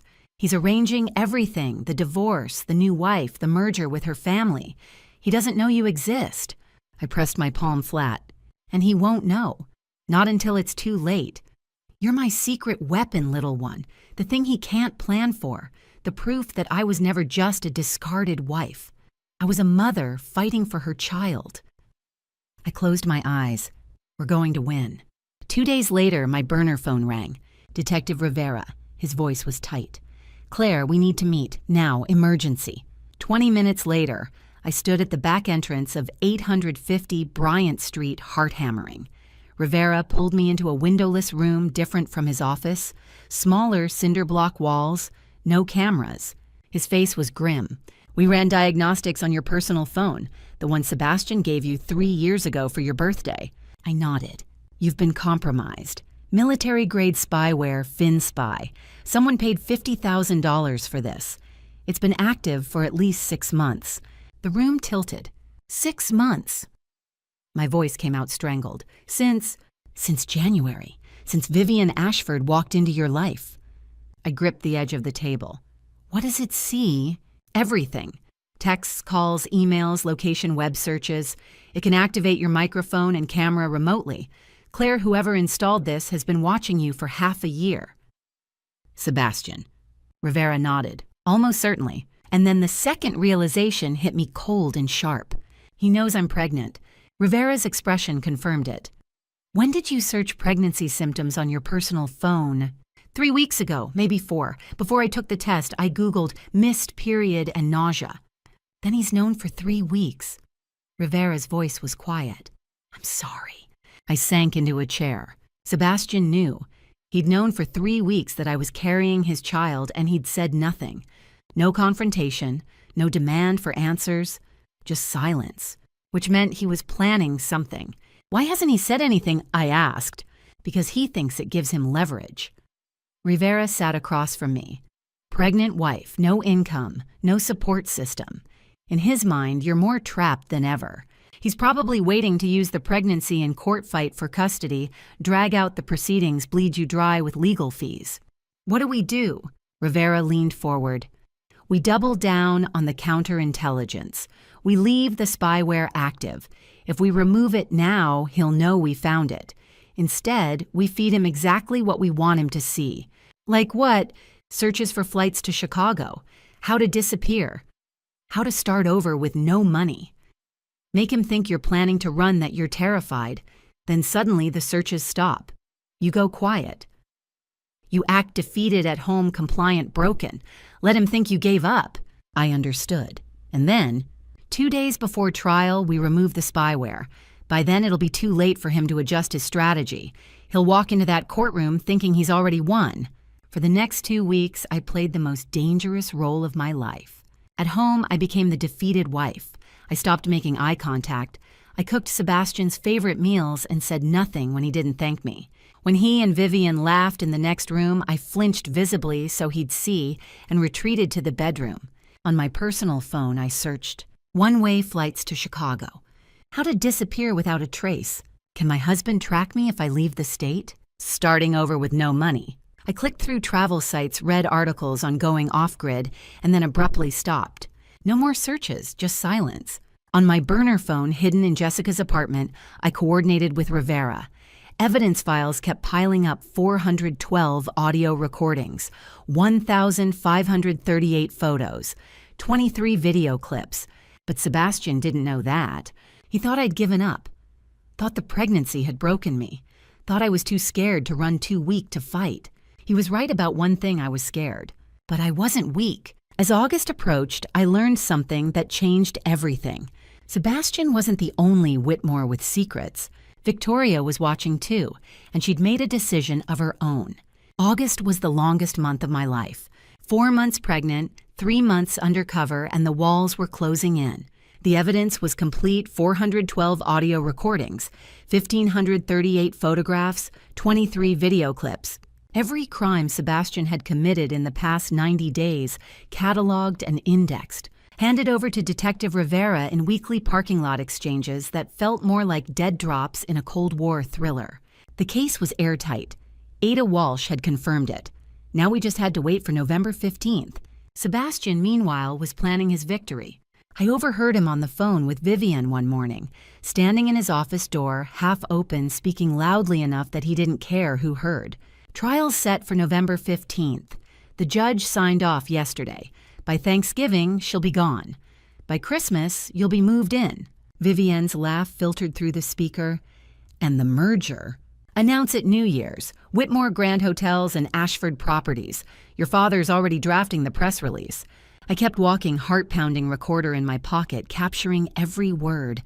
Audio file number 398. It was Victoria who surprised me. The cracks had started in early August, subtle enough that I almost missed them. The first Sunday dinner of the month, Vivian arrived 20 minutes late, laughing too loud as she swept into the dining room wearing a red silk dress, bold, low cut. Entirely wrong for a conservative Whitmore family dinner. She kissed Sebastian openly, her hand lingering on his shoulder, and slid into the chair that had been mine for 9 years. Victoria's face for just a moment showed something I'd never seen before: disgust. It was gone in an instant, replaced by her usual icy composure, but I'd seen it. The tightness around her mouth, the way her gaze lingered on Vivienne's dress, her loud laugh, her casual disregard for the Waterford crystal. She nearly knocked over, reaching for the wine. Victoria didn't say a word through dinner, but her silence was louder than any reprimand. The following week, I overheard her on the phone with a friend, some socialite from her charity board. I was dusting the hallway, a task I'd started doing to maintain my obedient wife cover, when Victoria's voice drifted from the sitting room. "New money always makes noise, Margaret. It's exhausting." A pause. Vivienne Ashford. Preston's daughter. Yes, the real estate Ashfords. No darling, not old San Francisco. They made their fortune in the 90s. Tech boom. Strip malls. Victoria's tone dripped with disdain, the kind reserved for people who didn't know which fork to use. Mid-August, the insult that broke something. Vivienne was at the mansion again, openly now, no pretense, taking a phone call in the living room. I was in the kitchen, but the acoustics in the old house carried voices like whispers in a cathedral. "Once I'm Mrs. Whitmore, we'll renovate. This whole place is so Victorian, outdated. I'm thinking open concept, all white modern lines. Rip out the wainscoting, maybe put in a wine cellar where the library is." I froze. In the sitting room, I heard the delicate clink of Victoria's teacup meeting its saucer. Not placed, dropped, just slightly, just enough to rattle. That evening, Victoria cornered Richard in his study. I was passing by pretending to retrieve something from the linen closet and heard her voice low and furious. "That woman has no breeding."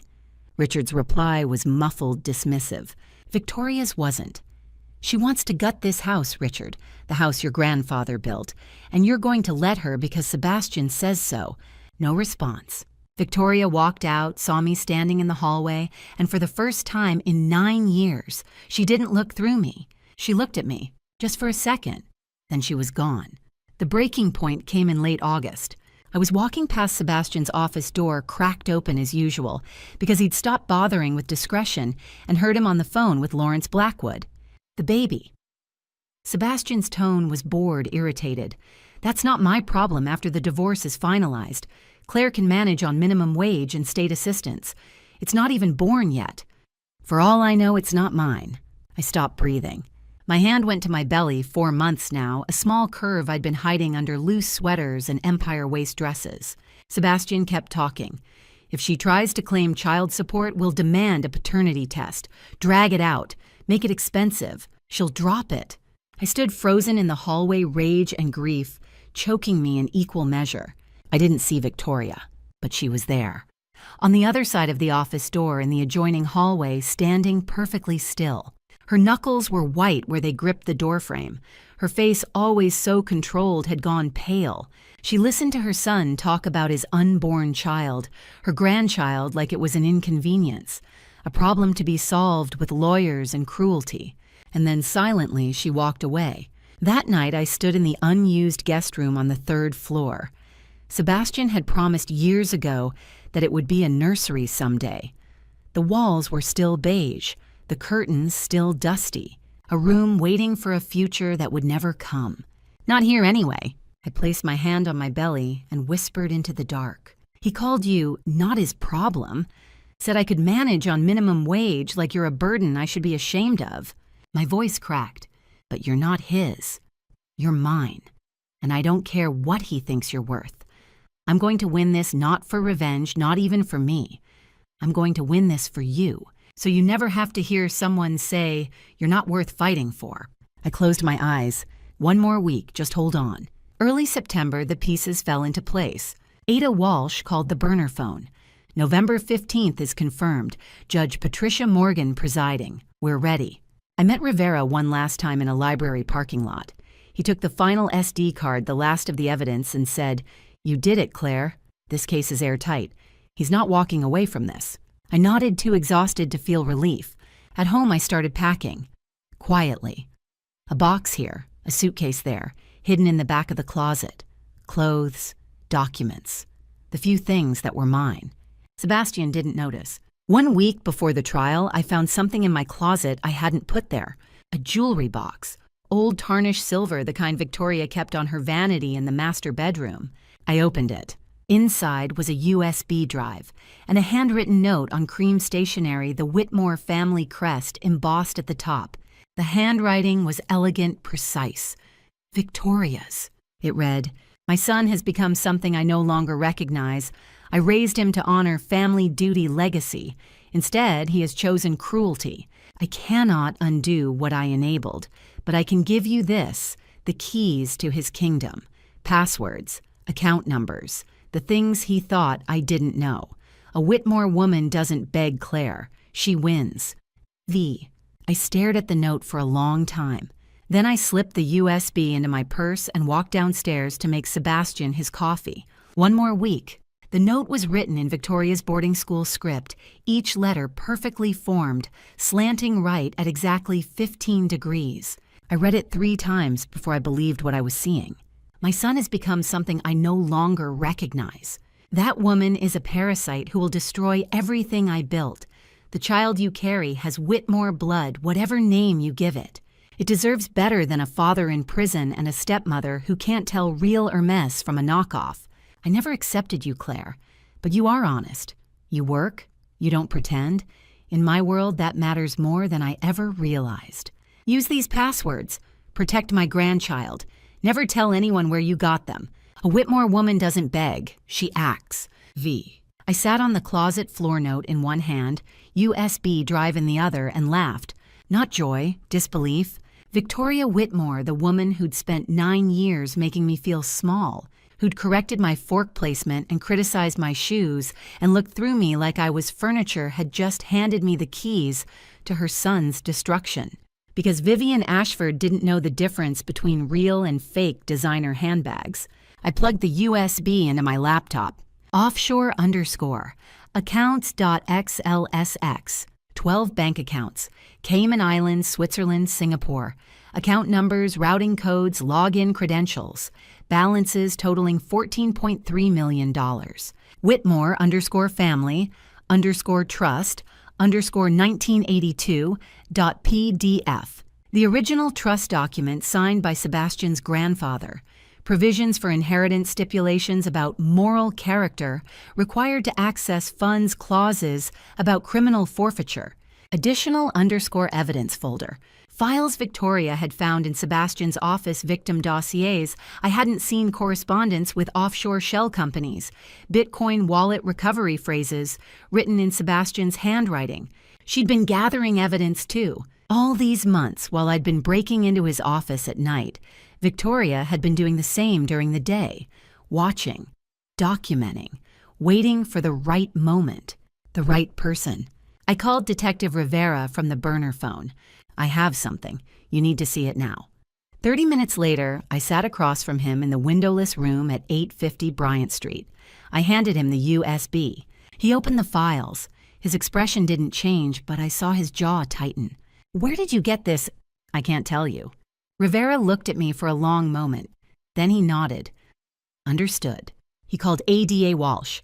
By noon, we were all there. Rivera, Walsh, Maya, Jessica. The USB drive displayed on a screen.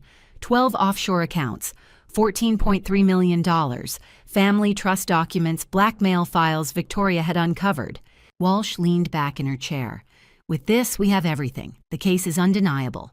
Maya pulled up a spreadsheet she'd been building for 3 months, every piece of evidence Claire had gathered, cross-referenced with dates, amounts, victims. Now with Victoria's files added, the timeline was complete. 18 months of crimes cataloged and indexed. "This is over," Walsh said. "He's not walking away." Rivera outlined the trial strategy. "We present it as a standard divorce hearing, public, open court. Harold Murphy will argue for Claire's alimony and asset division. Sebastian's lawyer, Lawrence Blackwood, will offer the $2,000 a month settlement. It'll look routine." "And then," I asked, "then we reveal your informant status in open court. The criminal indictment is already drafted: RICO extortion, money laundering, wire fraud. Judge Morgan has signed the arrest warrant. The moment we present the evidence, bailiffs will detain Sebastian. He won't have time to call his lawyers or destroy anything. It'll be over in minutes." Walsh added, "The element of surprise is everything. He thinks this is a divorce. By the time he realizes it's a federal case, he'll be in handcuffs." I exhaled slowly. "When do we tell him about the baby?" "That's your call," Walsh said gently. "You can reveal the pregnancy during your testimony. It'll show his cruelty planning to abandon a pregnant wife with $2,000 a month. It's powerful." I nodded. Jessica reached across the table and squeezed my hand. "I'll be there. Front row. You won't be alone." Jessica stayed late that night helping Maya organize the evidence timeline into a presentation for the judge. 412 audio files, 1,538 photographs, 23 video clips distilled into a 50-page document with timestamps, transcripts, and victim testimonies. "You did this," Jessica said quietly, looking at the spreadsheet. 3 months. All of this. While living with him. While pregnant. I had help. You had courage.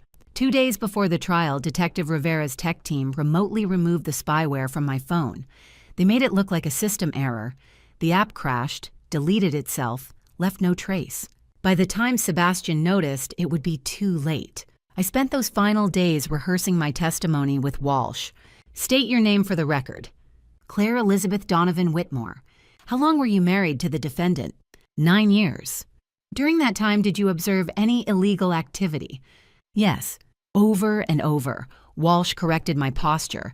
My tone reminded me to look at the judge, not Sebastian, to stay calm, to let the evidence speak. I was 5 months pregnant now. The bump was undeniable, a curve I could no longer hide under loose sweaters. I bought a simple navy dress, modest, high-necked empire waist that made the pregnancy visible but not theatrical. "Let them see it," Walsh had said. "Let them see what he was planning to abandon." The night before the trial, I went home to the mansion one last time. Sebastian was asleep by 10, confident and content. Tomorrow, he thought the divorce would be finalized. Claire would sign the settlement, take her $2,000 a month, and disappear. By Thanksgiving, Vivian would move in. By Christmas, they'd announce the merger. He had no idea. I walked upstairs to the third-floor guest room, the nursery that would never be. The walls were still beige, the curtains still dusty.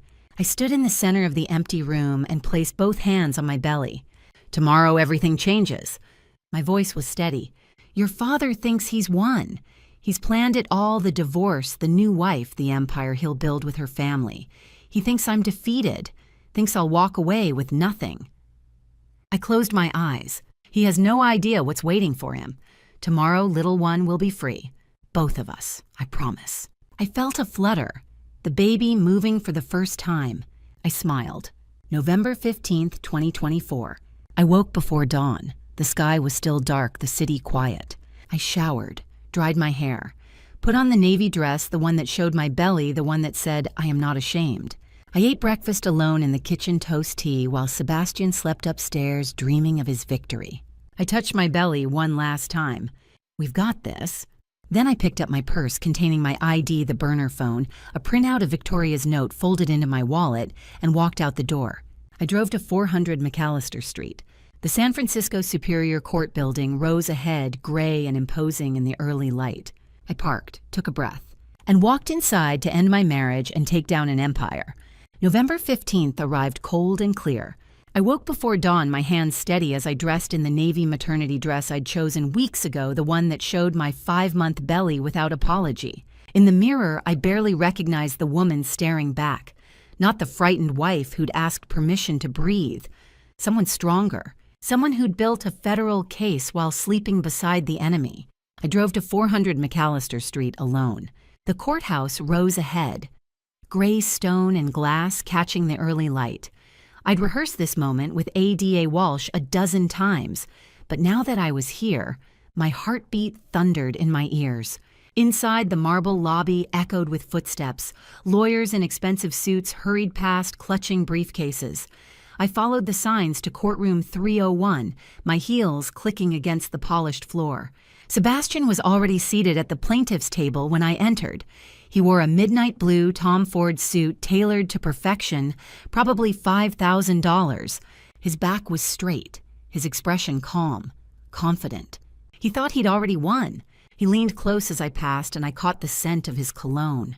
"Enjoy your $2,000 a month," he whispered. I didn't respond. I'd learned over 9 years that silence was sometimes the sharpest reply. Lawrence Blackwood entered with his legal team, 3 assistants in matching gray suits, arms full of documents and tablets. He nodded curtly to Sebastian, then took his seat at the plaintiff's table with the quiet authority of a man accustomed to winning. Harold Murphy sat beside me in a rumpled gray suit, his briefcase held together with duct tape. He looked exactly like what he was, a 68-year-old legal aid attorney, 2 months from retirement, assigned to represent a woman with no money and no leverage. It was perfect. The gallery filled slowly. Victoria entered first, her Hermes scarf, knotted at her throat, Chanel suit pressed to knife-edge perfection. She took her seat in the front row directly behind Sebastian, and her eyes flicked over me, once cold assessing before looking away. Her lips pressed into a tight line. I thought of the USB drive in my purse, the note in her handwriting. A Whitmore woman doesn't beg. She acts. Richard followed, checking his Patek Philippe watch, avoiding eye contact with everyone. He sat beside Victoria, stiff and silent, a man fulfilling an obligation. Then Vivian. She wore crimson, a bold plunging neckline, a dress that demanded attention. Around her neck, the Harry Winston necklace Sebastian had given her for her birthday, $65,000. Paid for, I knew now, with blackmail money extorted from a senator's affair. She sat in the front row, 1 seat away from Victoria, and smiled at Sebastian. He smiled back. In the back row, almost hidden behind a pillar, I saw her. Jessica. She caught my eye and gave the smallest nod. "I'm here. You're not alone." I exhaled. "All rise." Judge Patricia Morgan entered, her black robe sweeping behind her. She took her seat at the bench, surveyed the crowded courtroom with sharp eyes, and opened the case file in front of her. "Be seated. We're here for the dissolution of marriage between Sebastian Whitmore, plaintiff, and Claire Donovan Whitmore, defendant. Counselors, your opening statements." Lawrence Blackwood stood. "Your Honor, this is a straightforward case. My client, Sebastian Whitmore, has been extraordinarily generous to a woman who brought nothing to the marriage and contributed even less. Mrs. Donovan has no significant education." He paused, glancing at his notes as if confirming an unpleasant fact. "A bachelor's degree from San Francisco State in graphic design. No career to speak of. For 9 years, she has lived off my client's generosity, enjoying a lifestyle she could never have afforded on her own." I kept my face neutral, but my hands clenched under the table. "My client is offering $2,000 per month in spousal support. This is more than fair for a woman with such limited prospects. We ask the court to approve the settlement and allow Mr. Whitmore to move forward with his life." Blackwood sat down, adjusting his cufflinks, gold engraved, probably another $500. Harold Murphy stood, slowly, like a man whose knees hurt. "Your Honor, Mrs. Donovan seeks only a fair division of marital assets. Nothing more, nothing less. She has been a devoted wife for 9 years. She asks the court to recognize her contributions to the marriage and grant her the dignity she deserves." He sat down. That was it. 30 seconds, no fire, no fight. Sebastian leaned back in his chair, smiling. "Call your first witness," Judge Morgan said. "The plaintiff calls Victoria Whitmore." Victoria took the stand hand on the Bible, swore to tell the truth. She sat with perfect posture, hands folded in her lap. "Mrs. Whitmore, how would you describe your daughter-in-law?" Victoria's mouth tightened. "Claire has always been adequate. She tries, but she lacks refinement. She doesn't understand the expectations of our family.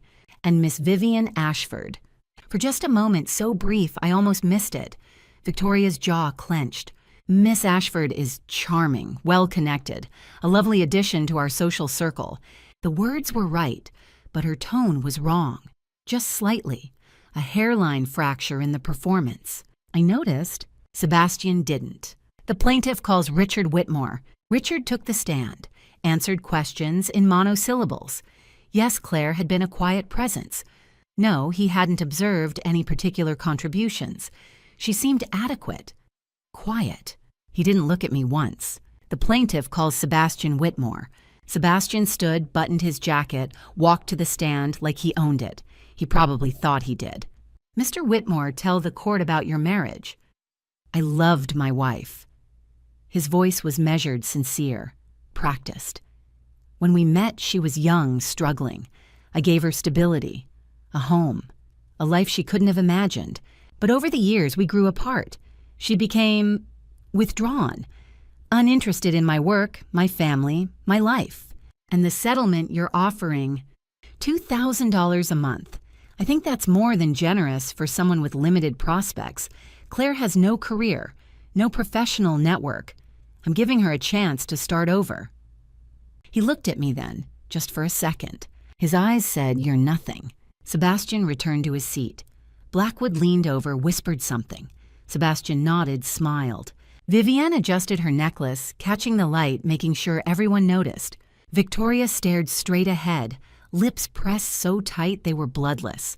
Harold Murphy stood. "Your Honor, does the defense have any additional evidence to present?" Judge Morgan looked up. "Mr. Murphy." Harold reached into his duct-taped briefcase and pulled out a yellow envelope. "Yes, Your Honor, one final submission." He walked to the bench, handed it to the judge. The courtroom went silent. Judge Morgan opened the envelope. She pulled out the first page, read it. Her eyebrows rose.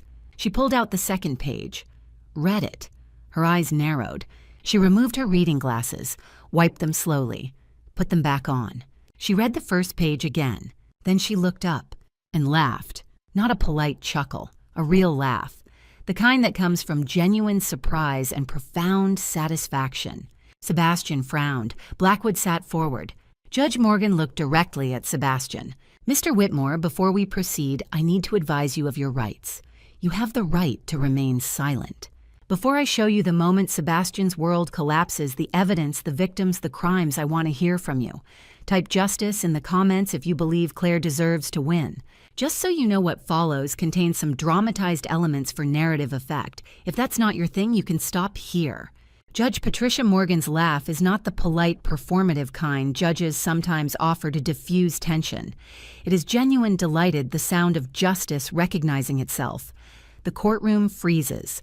Sebastian's posture stiffens. Lawrence Blackwood's hand hovers over his briefcase latch. Victoria Whitmore sits motionless in the third row, her expression unreadable.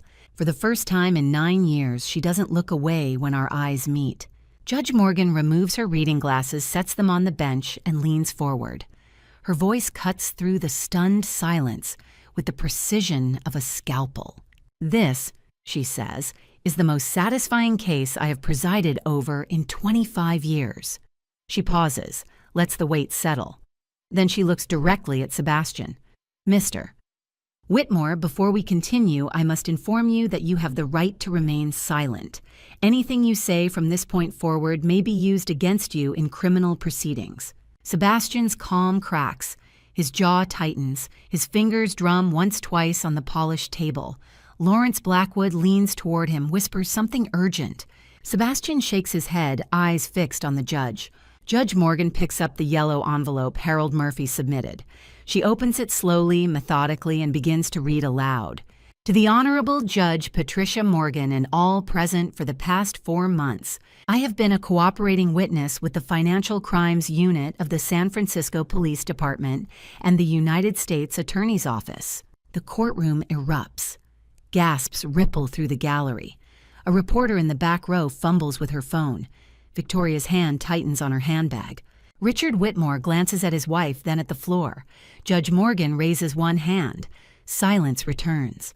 "My husband, Sebastian Whitmore, is currently under federal investigation for charges including racketeering under the Racketeer, Influenced, and Corrupt Organizations Act extortion money laundering, and illegal wiretapping.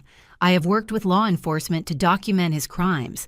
The evidence has been submitted to this court and to federal prosecutors.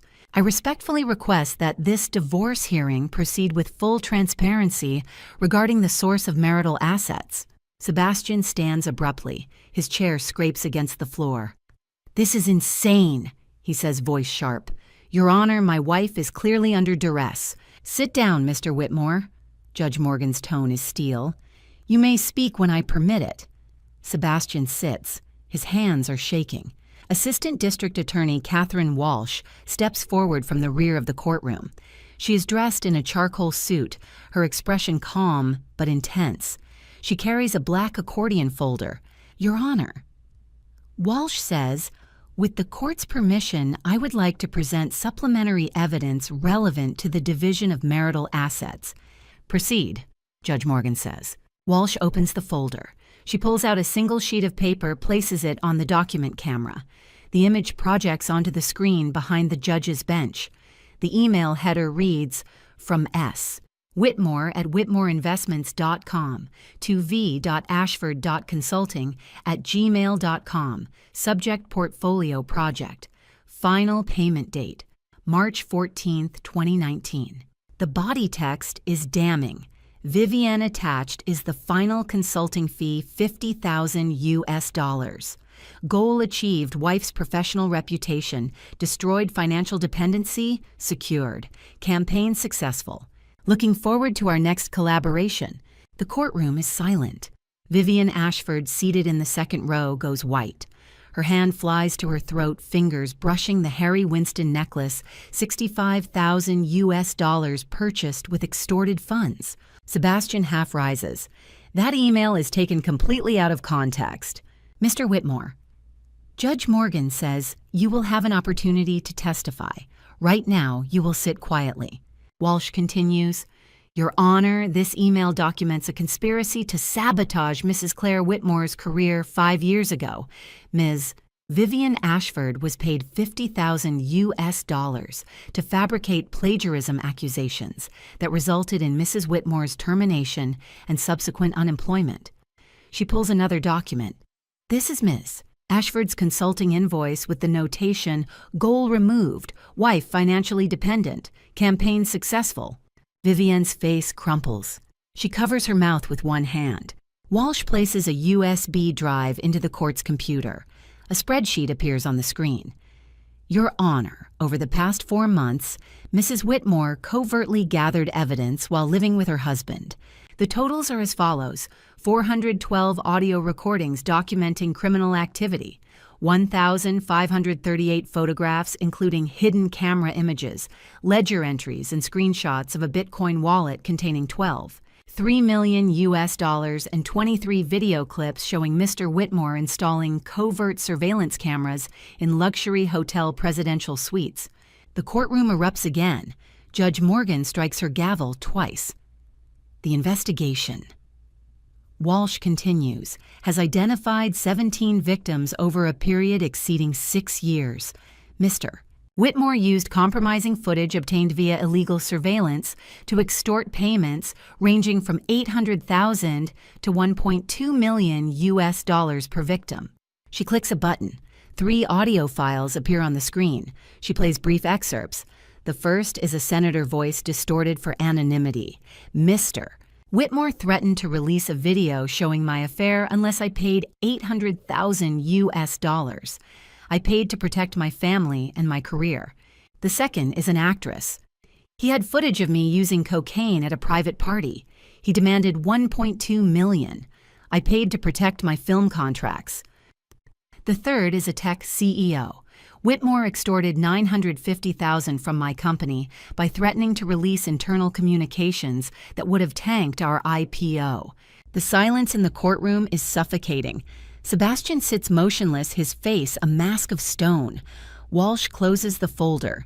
Your Honor, we have 3 victims present today who are willing to testify under oath. Additional victims have provided sealed depositions due to the sensitive nature of their cases. Judge Morgan nods. The court thanks these individuals for their courage. Lawrence Blackwood stands. His voice is strained. Your Honor, these allegations are unproven. My client has not been charged with any crime. Mr. Blackwood. Judge Morgan interrupts. I am currently reviewing 412 audio recordings of your client committing federal felonies.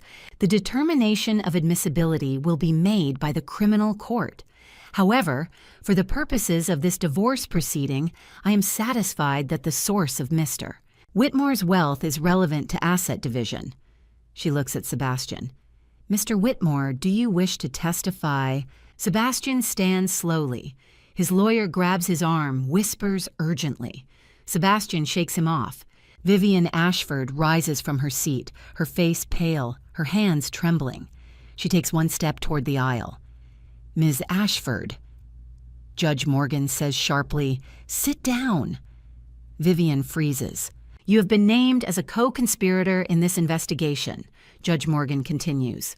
"You accepted $1.8 million in gifts purchased with funds obtained through extortion. You will remain seated until this hearing concludes." Vivian sinks back into her chair. Tears stream down her face. Her hand touches the necklace at her throat, evidence now not jewelry. Sebastian stands at the defense table. His face is flushed. He looks at the judge, then at Claire. "Your Honor," he says, his voice rising, "I just learned that my wife is pregnant with my child. That changes everything. We can work this out." Lawrence Blackwood grabs his arm. "Sebastian, stop talking." But it's too late. The gallery erupts in shocked murmurs. Jessica, seated in the front row, grips the bench in front of her, her eyes wide. Judge Morgan raises an eyebrow. "Mr. Whitmore, are you attempting to use your wife's pregnancy to leverage sympathy in a federal racketeering investigation?" Sebastian's mouth opens, closes. No words come. I stand, slowly. Every eye in the courtroom turns toward me. I place both hands on the table in front of me. My belly, 5 months visible now beneath the loose navy dress I chose this morning, presses gently against the edge. I feel the baby flutter a tiny kick against my ribs. I look at Sebastian. His eyes are wide, desperate. For the first time in 9 years, I see fear in them. I don't say a word. I don't need to. Judge Morgan's voice breaks the silence. "Mrs. Whitmore, you may be seated. This court will recess for 30 minutes while I review the submitted evidence." I sit down. Harold Murphy leans toward me, whispers, "You did it." Behind me, I hear Jessica's quiet, fierce whisper, "Hell yes." Sebastian stands frozen at his table, staring at me at the evidence projected on the screen at the wreckage of his empire. The trap is closed, and he walked into it himself. The courtroom is silent. I can hear my own heartbeat steady and strong echoing in my chest. Judge Morgan sits at her bench, her reading glasses perched on her nose, as she reviews the evidence one final time. Sebastian stands at the defense table, his hands gripping the edge, as if it's the only thing keeping him upright. Lawrence Blackwood whispers urgently in his ear, but Sebastian doesn't respond. He is staring at me. I rise from my seat. Harold Murphy touches my arm briefly, a gesture of support, and then I step forward. Judge Morgan looks up, nods once, and I begin. "Your Honor." I say, my voice calm and clear, "My husband just stated that I am pregnant. That is correct.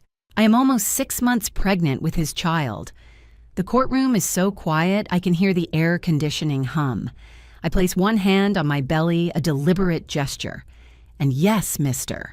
Whitmore has known about this pregnancy for 6 weeks." Sebastian's face goes pale. Lawrence Blackwood's pen freezes mid-note. Judge Morgan leans forward, her expression sharpening. "Mrs. Whitmore, please continue." "He discovered my pregnancy." I say, "by installing illegal surveillance software on my personal phone. Detective Rivera can confirm this." Detective James Rivera rises from his seat in the 3rd row. He is dressed in a dark suit, his badge visible at his belt. "Your Honor, the San Francisco Police Department's Digital Forensics Unit recovered military-grade spyware FinSpy from Mrs. Whitmore's phone. The software was installed approximately 6 months ago. It recorded her location, her calls, her text messages, and her internet searches. We traced the payment for the software $50,000 paid from Mr. Whitmore's offshore account." Judge Morgan's expression hardens. "Continue, Mrs. Whitmore." I turn to face Sebastian. His eyes are wide, desperate. For a moment, I almost feel sorry for him. Almost. "My husband did not tell me he knew about the pregnancy," I say. "He did not ask how I was feeling. He did not offer support or concern. Instead, he planned this courtroom ambush. He intended to use our unborn child as a manipulation tool, his final move." My voice does not waver. "But I am not the woman he married anymore. The woman he created, the one who asked permission to breathe. She died the day I discovered who he really was." I pause, let the words settle. "This child will carry the name Donovan, not Whitmore. It will not inherit a single dollar from a convicted felon." It will learn about honesty, integrity, and compassion, all the things Sebastian Whitmore does not possess. It will know that its father chose crime over family, and it will be raised by one good parent. That is enough. Sebastian finally finds his voice. "Claire, please."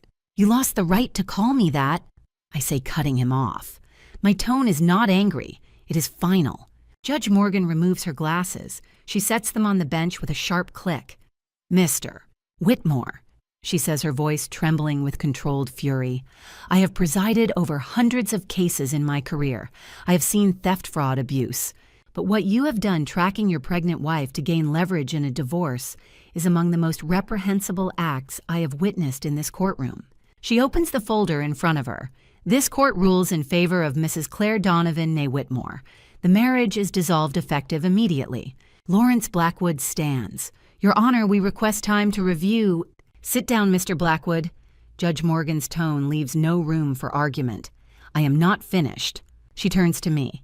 "Mrs. Donovan, the court awards you $5.8 million in marital assets. This represents the entirety of funds acquired before year 4 of the marriage assets, verified as coming from legitimate sources. All remaining assets totaling approximately $14.7 million are hereby frozen pending federal criminal proceedings. Those funds will be forfeited to the United States government under the Racketeer Influenced and Corrupt Organizations Act." Assistant District Attorney Catherine Walsh rises. "Your Honor, if I may add, Mrs. Donovan qualifies for the IRS whistleblower reward under 26 U.S.C. Section 7623. Her evidence has enabled the recovery of $8 million in unpaid taxes and criminal proceeds. She is entitled to receive 15 to 30% of recovered funds. We estimate her reward at approximately $1.2 million to be paid within 18 months. I blink. The number doesn't register at first. 1.2 million, on top of 5.8 million, 7 million total. Financial security for my child, for my future, for the life I will build without Sebastian Whitmore." Judge Morgan nods. "Mrs. Donovan, the IRS will contact you directly. You have earned that reward." She turns back to Sebastian. "Mr. Whitmore, you are hereby ordered to have no contact with Mrs. Donovan or her unborn child. Any violation will result in immediate contempt charges." Sebastian's voice cracks. "Your Honor, that's my child." "Your child?" Judge Morgan interrupts. "Whom you spied on in utero, whom you plan to weaponize. No, Mr. Whitmore. You forfeited your parental rights the moment you chose surveillance over honesty." She strikes her gavel once. "This hearing is concluded." Detective Rivera steps forward, flanked by 2 uniformed officers. He pulls a folded document from his jacket. "Sebastian Whitmore." He says, his voice steady and formal. "You are under arrest for racketeering, extortion, money laundering, and violations of federal wiretapping statutes under the Electronic Communications Privacy Act." The metallic click of handcuffs echoes through the courtroom. Sebastian's wrists are bound behind his back. He turns to look at me one final time. His expression is not angry. It is broken. Lost. He opens his mouth as if to speak, but no words come. I do not smile. I do not gloat. I simply nod once in acknowledgement, nothing more. This is not about revenge. It is about justice. Vivian Ashford is escorted out by 2 federal agents. Her makeup is smeared, her red dress wrinkled. She does not look at me as she passes. Victoria Whitmore remains seated in the 3rd row, her hands folded in her lap. A single tear rolls down her cheek. She meets my eyes and nods slow, deliberate, a gesture of respect. Richard Whitmore sits beside her, frozen, his mouth slightly open, unable to process what he has just witnessed. Jessica rushes forward, wrapping her arms around me. "You did it," she whispers, her voice thick with tears. "You're free." I place one hand on my belly, feeling the baby kick a tiny, insistent flutter of life. "We did it," I whisper back. Harold Murphy gathers his papers, shakes my hand. "Mrs. Donovan, it has been an honor." I watch as Sebastian is led through the courtroom doors. His Tom Ford suit is wrinkled now, his shoulders slumped. 2 officers flank him, their grips firm on his arms. He does not resist. He does not look back. I turn toward the opposite door, the one that leads to the hallway, to the sunlight streaming through the courthouse windows, to the rest of my life. Jessica takes my hand. Together we walk. The air outside is cool and bright. November in San Francisco, crisp and clear. I breathe it in deep and slow. For the first time in 9 years, I am not afraid. I am not small. I am not silenced. I am free. Behind me, the courthouse doors close. The marble steps stretch down to the street where ordinary people walk, laugh, live their lives. I place one hand on my belly and whisper, "We're going home, little one, our home, where no one will ever hurt us again." Jessica squeezes my hand. "Where to—" I smile, a real smile, the kind I haven't felt in years. "Forward," I say, "just forward." And together we walk down the courthouse steps toward the sunlight, toward the future I built with evidence, courage, and the quiet, relentless strength of a woman who refused to stay silent. 3 months after the hearing, winter gives way to spring, and Sebastian's empire has collapsed completely. In December 2024, facing overwhelming evidence and the prospect of a multi-year RICO trial, Sebastian Whitmore accepts a plea bargain. His attorneys negotiate with federal prosecutors, trading his testimony against 2 of his victims' men, who later turned out to be involved in their own white-collar schemes, for a reduced sentence. He pleads guilty to racketeering extortion money, laundering, and federal wiretapping violations. The trial that was supposed to stretch into 2026 ends in a single morning. On February 14, 2025, Judge Patricia Morgan sentences him to 15 years in federal prison, eligible for parole after 10. The dominoes continue to fall. Vivian Ashford is charged as a co-conspirator. She returns the one. $8 million in gifts, serves 500 hours of community service, and loses her real estate license. Her career evaporates overnight. Preston Ashford, her father, issues a public statement disowning her. "My daughter made choices that violated every principle I taught her," he says on the steps of his Nob Hill office. "I cannot and will not defend her actions." Victoria and Richard Whitmore lose everything. The Whitmore Grand Hotel is seized under federal forfeiture laws, purchased investigators discover with laundered funds. Their Pacific Heights mansion is sold to pay legal fees. They move to a 2-bedroom apartment in Daly City, a quiet suburb 40 minutes south of the city. Victoria's charity board positions are quietly revoked. Her social circle dissolves. Richard takes a consulting job with a mid-tier investment firm. They do not speak to the press. Then in mid-February, I receive a letter. Harold Murphy forwards it to me with a brief note. "You should see this before you decide." The envelope is marked with the return address of FCI Dublin, a federal correctional facility in the East Bay. Inside, in Sebastian's precise slanted handwriting, is a 2-page letter. "Claire, I know I don't deserve your compassion, but I am writing to you because I have no one else. The other inmates discovered that I allegedly stole $4, $3 million from criminal partners before my arrest. The rumor is false, but it doesn't matter. Last week, 3 men attacked me in the yard. Broken ribs, punctured lung, facial trauma. The guards intervened, but they made it clear if I want to survive, I need protection. Prison gang protection costs $50,000. I am asking you, begging you to send that money for our child. The baby needs a father. I will pay you back when I am released. Please, Claire, I made terrible choices, but I am still the father of your child." I read the letter twice. Then I set it on my kitchen table and stare at it for a long time. Jessica, visiting that afternoon with groceries, reads it over my shoulder. "What are you going to do?" she asks quietly. I stand, I pick up my phone, and I call a press conference. 2 days later, I stand on the steps of the San Francisco Superior Court where this all began. More than 20 cameras are pointed at me. Reporters shout questions. I raise one hand and they quiet. I am 8 months pregnant now, my belly prominent beneath a simple gray dress. I hold up the letter. 3 days ago. I say, my voice steady. I received this letter from my ex-husband, Sebastian Whitmore, currently incarcerated at FCI Dublin. I read excerpts aloud, omitting only the most graphic medical details. When I finish, I fold the letter and look directly into the cameras. My ex-husband taught me many lessons during our marriage. The most important one was this: always ask permission before spending money. I pause. So, I ask myself, should I send $50,000 to a man who financially abused me for 9 years? A man who spent millions on his mistress while interrogating me over grocery receipts? The answer is no. The reporters erupt. I raise my hand again. Mr. Whitmore made his choices. He chose crime over family, cruelty over compassion. Now he must live with the consequences.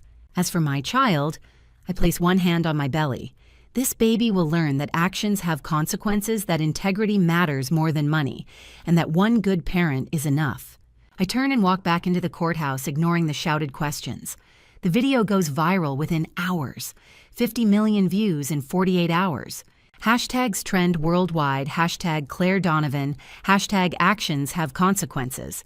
Public opinion split: 70% support me, 30% criticize. He's still the baby's father. Talk shows debate for weeks. I become an icon for survivors who refuse to be silent. In April 2025, 8 months pregnant, I attend a small ceremony in Jessica's Soma studio. She has agreed to be Hope's godmother. "I told you I never left," she says, tears in her eyes. "I'll always wait for you." In May, 1 month before my due date, Victoria Whitmore visits my apartment in the Richmond district, a modest 2-bedroom near my parents' bakery. The conversation is awkward at first. She sits stiffly on my couch, her hands folded in her lap. "I failed my son," she says finally. "I will not fail my grandchild, if you will permit it." I look at her, this woman who once made me feel invisible, who handed me a USB drive that helped destroy her own family. "The baby will carry the name Donovan," I say, "but you may be part of their life, if you prove yourself worthy." Victoria nods. "I will." On June 3rd, 2025, I give birth. A girl. Healthy, 8 pounds, 2 ounces. I name her Hope Donovan. In the hospital room, I hold her against my chest and whisper, "We did it, little one. You're here.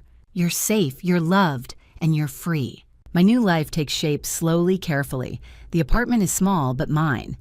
The IRS reward has secured Hope's college fund. I return to freelance design work on my own terms. My parents visit weekly, doting on their granddaughter. Jessica stops by for coffee every Thursday. Victoria's visits are supervised but sincere. She is learning slowly to be the grandmother Hope deserves. One June morning, sunlight streams through my living room window. I sit at my drafting table, Hope asleep in her bassinet nearby. My phone buzzes a new client inquiry. I smile, lift Hope gently, and whisper, "What do you think? Should we take this job?"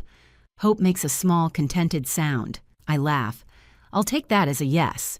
9 years ago, I thought I had won the lottery. I was wrong. This moment, this life, this freedom, this is the jackpot. And to you listening to this story, remember this: I never imagined my life would become a tale of family betrayal and family revenge. For 9 years, I prayed to God for strength to endure. I prayed for wisdom to understand why my husband chose cruelty. And when I finally gathered evidence in those dark hours, I prayed to God one final time, not for vengeance, but for courage to protect my unborn child. Looking back, I see my mistakes clearly. I stayed silent too long, believing family betrayal was something that happened to other women, not me. My advice: don't be like me. Don't wait 9 years to find your voice. If you sense betrayal in your marriage, trust your instincts. Document everything. Seek help early. True family revenge is not about destruction. It's about reclaiming your dignity and showing your children that actions have consequences. The path of family revenge taught me this: justice and mercy can coexist, but only when accountability comes first. Family betrayal leaves scars, but it also reveals your strength. God gave me Hope literally and figuratively, and I will spend my life ensuring she never tolerates what I endured. If this story moved you, please comment your thoughts below, share it with someone who needs strength, and subscribe for more stories of resilience. Thank you for staying until the end. A final note: upcoming stories contain fictionalized elements created for educational purposes. If this content isn't for you, feel free to explore other options that suit your preferences better.